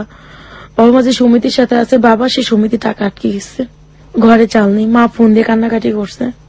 মানে এত কষ্ট পেয়েছি যে, মানে নিজে অশান্তিতে ছিলাম, কখনো বাবা মা ভাই বোনকে অশান্তি দেখায়নি, কষ্ট দেখায়নি। সেখানে আমি সময় কাটানোর পরে সেই দিন আমাকে ওরা দিয়েছে 2000 টাকা। আমি 1000 টাকা নিজের জন্য রাখছি, 1000 টাকা বাসায় পাঠিয়ে দিচ্ছি, ওরা ওদের মতো চলছে। এরপরে 3-4 দিন পরে আন্টি আমাকে আবার ডাকছে। তখন দেখা হয়েছে আমার সাথে এক ডক্টরের সাথে। এক ডক্টর, তখন সে মানে আমার সবকিছু শুনলো। তখন সে আমাকে বলল যে তুমি আমাকে কথা দাও যে তুমি কখনো অন্য কাউকে সময় দেবে না, তুমি আমাকেই সময় দেবে, এমনকি তোমার যা কিছু দরকার ভরণ পোষণ সম্পূর্ণ আমি দেব। নভেম্বর ডিসেম্বরের ঘটনা, সে এই কথাটা বলছে। বলার পরে আমি তার কথা বিশ্বাস করতাম না, তা আমি তো অনেককে দেখছি। তখন আন্টি আমাকে বললো তুমি ওর কথা বিশ্বাস করো। তখন এই দুইজন লোকের সাথে আমার ঘুরে ফিরে তাদেরকে সময় দিয়ে আমার সংসার টিকতো, এমনকি আমার ফ্যামিলি চলতো, এমনকি আমার স্কুলে শিক্ষকতাটাও চলতো। পরে দেখা গেছে যে তার কথা আমি আন্টির ভরসা পেয়ে আমি ওকে, আন্টি আমাকে, হ্যাঁ আমি তার বাসায় গিয়ে আমি একটা নোংরা পরিবেশে জড়াইছি আবার দ্বিতীয়বার, কিন্তু সে আমাকে নিজের মেয়ের চেয়ে বেশি ভালোবাসছে। সব সময় একটা ভালো ডিসিশন দিছে, ভালো কথা বলছে। এই আন্টির সাথে আপনার পরিচয় হলো কিভাবে? আমার ভাইয়া আমাকে নিয়ে গেছে ওই বাসায়। কোন ভাইয়া? আমার একটা ভাইয়া ছিল আর কি। কোন ভাইয়া এটা? এটা আমাদের এলাকার একটা ছেলে। উনি আপনার সম্পর্কে এই ব্যাপারে জানতো যে যেহেতু উনি বাসাটা নিয়ে গেছে, মানে আপনার ওখানে একটা পারপাস সার্ভ হবে, তার মানে উনি আমার এই ব্যাপারটাকে ধারণা করছে, ধারণা করে আমাকে জিজ্ঞাসা করছে, আমি স্বীকার করছি তার কাছে। সেও আমাকে হেল্প করতো বিনা স্বার্থে। সে আমাকে নিয়ে গেছে, কয়েক চলো তুমি এইভাবে কত কষ্ট করবা। আর আমার যে টোটাল যে 1.5 মাস বা 2টা মাসের যে ঘটনাগুলো আমার সেকেন্ড হাজবেন্ডের, এগুলো সব সে জানতো। তারা নিজেরাই আমাকে বিয়ে দিচ্ছে। ওকে, আমাকে বিয়ের দিন ওই বাড়িতে পৌঁছায় দিচ্ছে আমার ওই ভাইয়া। সে আমাকে হেল্প করছে, 1000, 500, 100 দিয়ে সে আমাকে হেল্প করছে। এমনকি বিশ্বাস করতে পারবেন না, আমার বিয়ের যে খরচাটা সেটাও আমার বাবা আমার টাকা থেকে করছে। একটা টাকা খরচা করেনি, একটা টাকা দেয়নি। তারপরে এই যে 2টা বছরে সে যে ঋণগুলো করছে, এই ঋণগুলো আজ পর্যন্ত আমি দিচ্ছি। এই কাজগুলো করে আমি এখন এই কাজগুলো করি না, বলতে শুধুমাত্র যে আমি যে 10 জনের সাথে মিশবো সেটা করি না। জাস্ট আমার ওই ডক্টরের সাথে খুব ভালো একটা ফ্রেন্ডশিপ আছে। প্রতি সপ্তাহে সে আমাকে একটা খরচে টাকা দেয়, যাতে করে আমার আর এইসব নোংরা কাজে ঢুকতে না হয়। সে পৃথিবীর যে প্রান্তে থাকুক না কেন, সে প্রতি সপ্তাহে আমার টাকাটা আমাকে পাঠিয়ে দেয় আমার মোবাইলে। And you have that kind of relationship with that doctor, right? আপনার তো ডক্টরের সাথে এই সময় কাটানোর মতো একটা রিলেশনশিপ আছে। হ্যাঁ, সময় কাটানোর মতো একটা রিলেশনশিপ আছে, তারপরও সে যথেষ্ট ভালো, আমি তাকে মন্দ বলবো না, সে ভালো। তারপরে দেখা যায় তার যে রিলেশনটা, আমি এখন বর্তমানে আমার একটা স্টেশনারি আছে, বইয়ের লাইব্রেরি। উনি যখন আমাকে হেল্প করতেছিলেন তখন উনি আমাকে বললো যে তুমি কিছু একটা করো, শুধু মাস্টারি দিয়ে তোমার হবে না, তুমি মাস্টারিটা ছেড়ে দাও, তুমি কিছু একটা করো। শেষে যে গ্রাম সরকার আমাকে বিয়ে দিয়েছিলাম, প্রথমে বলছিলাম, সেই গ্রাম সরকার আমাকে একটা প্রোডাকশন হাউস বলতে একটা এম্ব্রয়ডারি হাউসে জব নিয়ে দিল, সেখানে 6,000 টাকা বেতনে জব নিয়ে দিছে। আর যে ডক্টরের সাথে আমার ফ্রেন্ডশিপ আছে, সে আমাকে কিছু টাকা দিল একটা দোকান করার জন্য। কত টাকা? প্রায় ওখানে 20,000 টাকা। হুম। দোকান করছি আমি ওখানে, একটা মানে চিন্তা করলাম কি করব, তখন আমার তো অনেক স্কুলের সাথে যোগাযোগ, তখন আমি বইয়ের লাইব্রেরি দিলাম। বইয়ের লাইব্রেরি মানে স্টেশনারি, বই, খাতা, পেন্সিল, রাবার বা গাইড, এটা সব পাওয়া যাবে ওখানে। ওকে। আজ অব্দি আমার বাবা সাপোর্ট করেনি, এমন কি 2-1 দিন আগের ঘটনা, যে আমার বাবাকে যাকে আমি এত হেল্প করছি বা আমি যাকে নিয়ে এখনো বেঁচে আছি, আমি আজীবন বেঁচে থাকবো, আর আমার সাথে যাই করুক না কেন, আমার বাবা 2-1 দিন আগে আমাকে মেরে আমাকে আমার মাকে দোকান থেকে বের করে দিয়ে ওই দোকানটা সে নিজের করে নিছে। কিন্তু ওই দোকানের যতগুলো জিনিস সবকিছু আমার, এমনকি বাবা আমাকে খুব বৃষ্টি ভাষায় একটা বকা দিয়ে বলছে, তুই তো ভালো না, তোর খারাপের টাকা দিয়ে তুই দোকান করছিস বা তুই খারাপের টাকা আমাকে দিছিস। তখন আমার এত কষ্ট হয়েছে যে বাবা মার জন্য আমি নিজের সবকিছু বিসর্জন দিয়ে দিছি, সেই বাবা আজকে আমার দোকান আমার সাথে মানে প্রতারণা করে যেন নিয়ে গেল। আজকে সেই দোকানে আমি নিজে দাঁড়াইতে পারতেছি না, বাধ্য হয়ে দোকান থেকে সরে আসছি, যে সে বলতেছে এই সবকিছু আমার, তোর কিছুই না এখানে। আমি যে তাকে 2-2.5 বছর দেখলাম, তাদের সংসারটাকে চালালাম, নিজে কষ্ট করলাম, কিছুই আমার বাবা স্বীকার করে না এখন। আর আমাকে যা তা বলে যে আমি ভালো না, আমি খারাপ। আমি খারাপ হয়েছি শুধুমাত্র এই ফ্যামিলিটাকে বাঁচানোর জন্য, শুধুমাত্র 2 মুঠো ভাত দেওয়ার জন্য। কি করবো না, তোমার বোনটা নষ্ট হয়ে যাবে, ভাইটা বকাইটা হয়ে যাবে, মার কারখানায় চাকরি করতে হবে, আমার এত কিছু হয়ে গেছে। আমার মাকে আমি কখনো বাইরে কাজ করতে দেইনি, আমার বোনকে আমি কখনো বলি নাই তুমি একটা টিউশনই করো, কিচ্ছু করে না ওরা, আমি চালাই।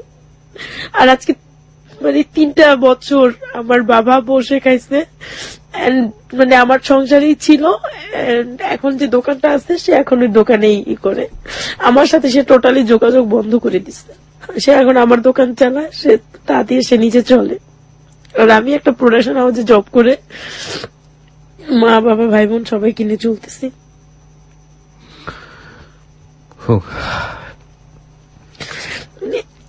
খুব কষ্ট পেয়েছি যখন সে আমাকে বলছে আমি খারাপ, সে যখন আমাকে মারধর করে বের করে দিছে, এই নিয়ে 3য়বার সে আমাকে ঘর থেকে বের করে দিছে। প্রথমবার দিয়েছে আমার হাজবেন্ড সহ, 2য়বার আমাকে দিয়েছে আমার ভুলের কারণ, সে বলে আমার ভুল, কিন্তু অন্য একটা মিথ্যে কারণে সে আমাকে 2য়বার ঘর থেকে বের করে দিছে। এই 3য়বার সে তার জীবন থেকে আমাকে বের করে দিল। তো আজকে আমার কিন্তু কিছুই নেই, সবকিছু তাদেরকে আমি বিসর্জন করে দিছি, সবকিছু তাদেরকে আমি দিয়ে দিছি, তারপর আজকে তারা আমাকে জায়গা দেয় না। আপনার বাবা তো আপনাকে বারবার বের করে দিয়েছে, তারপরও আপনি এত কষ্ট করে এবং এইরকম ভাবে নিজেকে, আমি ভাইয়া সারাদিন না খেয়ে থাকতাম, একটা টাকা আমি আউট খরচা করতাম না। আমি কোনোদিনও, এমনও দিন গেছে আমি শাহবাগ যদি গেছি কোনো কাজে, বা দেখা যায় হাইটা কামরাঙ্গিচর গেছি, যেখানে 60-70 টাকা খরচা হবে, সে টাকাটা আমি রেখে দিছি, বাসায় গেলে আমার খরচা আছে সেজন্য, সেটা আমি রেখে দিছি। আমি সারাদিন রোদে, হ্যাঁ আমি খারাপ ছিলাম, মাসখানেক, 3 মাস, 1 মাস, 1 দিন, 15 দিন এরকম খারাপ ছিলাম, কিন্তু আমি কখনো মানে প্রফেশনাল হয়ে যায়নি। কিন্তু যেটা প্রফেশনাল হবো, একের পর এক নোংরা কাজ করবো, আমি সেটা করিনি। আমি মাঝে মাঝে যখন খুব ঠেকছি, যখন দেখি যে না আমার ঘরে ভাত জোটে না, তখন গেছি।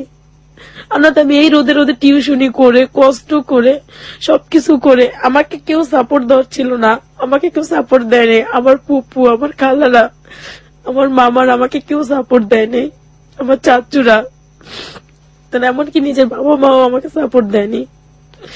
কিন্তু আমার আজকে আমি স্বীকার করতে বাধ্য যে আমার এত কিছুর পরও আমার মা আমার সাথে আছে, আমার মা তার স্বামী ছেড়ে আমার সাথে আছে। আপনার মা ধরেন কিছুদিন পরে তার স্বামীর কাছে ফিরে গেল, কেউ আপনার সাথে নেই এবং এই মানুষগুলোর মুখে অন্ন জড়ছে না, আগের মতোই অবস্থা, তারপরেও কি আপনি তাদেরকে আমি দেখবেন? সারা জীবন তাদেরকে দেখবো।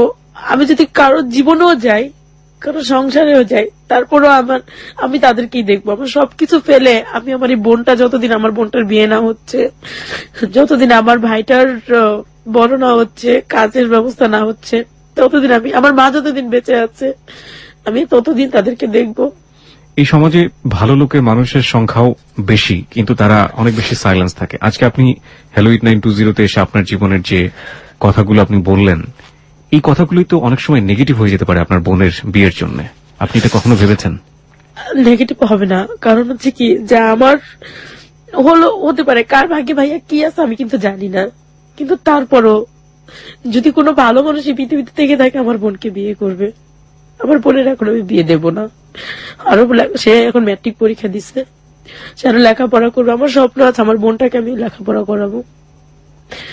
আমি জানি একদিন আমার পাশে কেউ থাকবে না, ভাই বোন সবাই আমার সাথে প্রতারণা করবে, কিন্তু কেউ বলুক না বলুক, এতটুকু তাদের মনে থাকবে যে আমার বোন একদিন আমাদেরকে লেখাপড়া করাইছে। আমার বাবা 3.5 লক্ষ টাকা দেনা ছিল, আমি তা দিছি। আমি আমার দোকানটা আমি লোন উঠায় করছি, 40,000 টাকা লোন উঠাইছি। আমার ফ্রেন্ড আমাকে 20,000 টাকা দিচ্ছে, তারপরে তো প্রতি সপ্তাহে খরচ দিচ্ছে, আমার বেতনের টাকা আছে। আমি সবকিছু মিলায় আমি আমার দোকানটা দিচ্ছি। অনেক স্বপ্ন ছিল আমি দোকানটা বড় করবো, কিন্তু আমার বাবা আমাকে সেই স্বপ্নটা তো পূরণ করতে দেয়নি। সে আমাকে ডাইরেক্ট বলছে যে এই দোকান তার, আমার না। আমি বলেছিলাম যে অনেক দুর্বল হয়ে গেছে আসলে গল্প শুনতে শুনতে। কি শিখবো জীবনের গল্প থেকে, আজকের এই জীবনের গল্প থেকে, এবং সেজন্য আমাদেরকে এ পর্যন্ত শুনতে হয়েছে। তার বাবা কি ভূমিকা পালন করেছে, চারপাশের পরিবেশ কি ভূমিকা পালন করেছে, তার পরিবার কি ভূমিকা পালন করেছে, এগুলো নিয়ে আমরা প্রশ্ন করি না, নাই বা করি, ঠিক আছে, এগুলো নিয়ে আমরা আলোচনার জায়গাতে নাই বা গেলাম।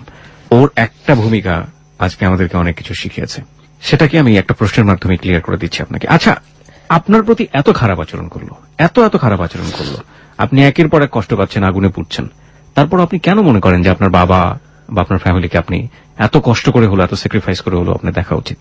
কারণ হচ্ছে যে আমার বাবা এখন আর জুয়া খেলে না। আমি যদি ওদেরকে না দেখি, আমার বাবা কি করবে আমি সেটা বলবো না, সে কি করতে পারে সেটাও আমি বলবো না, কিন্তু আমার মা হয়তোবা এই বয়সে সে হয়তোবা বিভিন্ন কারখানায় কাজ করতে নেমে যাবে।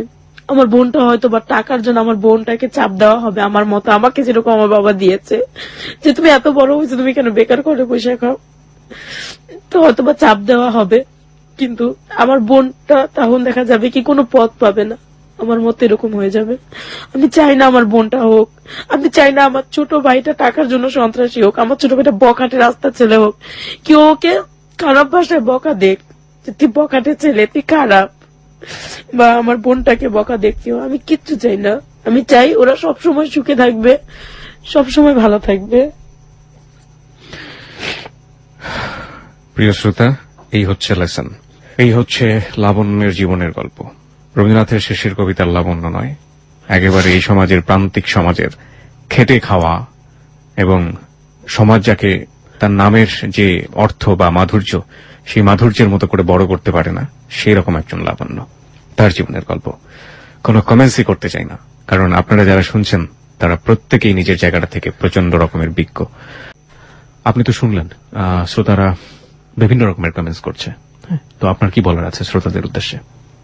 আসলে যে আমি এত কিছুর মাঝেও আমার ফ্যামিলিটাকে টিকায় রাখছি শুধুমাত্র মা ভাই বোনদের মুখের দিকে তাকাইয়া, কিন্তু আমি চাই যে বাবা মা কখনো ফেলে দেওয়া যায় না, ভাই বোন কখনো ফেলে দেওয়া যায় না। আজকে যদি আমার মতো আরেকটা মেয়ে যদি ওদেরকে এরকম ফেলে নিজের সংসারের প্রতি টান হয় বা সংসারের কথা ভাবে, নিজের কথা ভাবে, তাহলে হয়তো বা আমার মতো আরেকটা মেয়ের জন্ম হবে, যে দেখা যায় ওরই ছোট বোন, আরেকটা মেয়ের ছোট বোন, সে আমার মতো এই লাইনে চলে আসছে ফ্যামিলিকে খাওয়ানোর জন্য।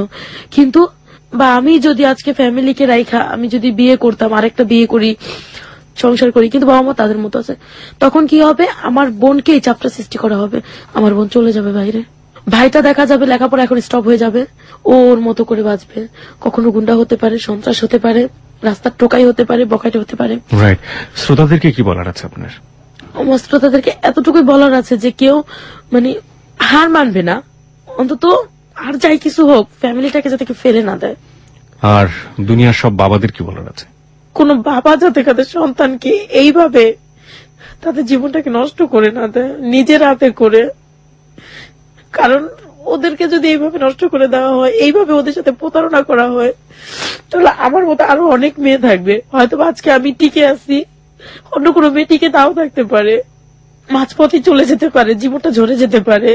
তাই বাবাদেরকে এতটুকু বলার আছে যে তারা যাতে কোনোদিন মেয়েদেরকে এইভাবে চাপ সৃষ্টি না করে, নিজের যতটুকু শক্তি আছে যতক্ষণ খাটতে পারেন, রিক্সা চালায় হলো এই মেয়েদেরকে খাওয়ান অথবা নিজের সংসারটাকে চালান, মেয়ের উপর চাপ দিয়েন না, এত চাপ না, শাসন করেন, চাপ দেন যে তুমি বড় হয়েছো কিছু করো, কিন্তু এইভাবে না যে নিজের বাড়ির জন্য আমার সব বিক্রি করে দিতে হবে, এগুলো ঠিক হবে না।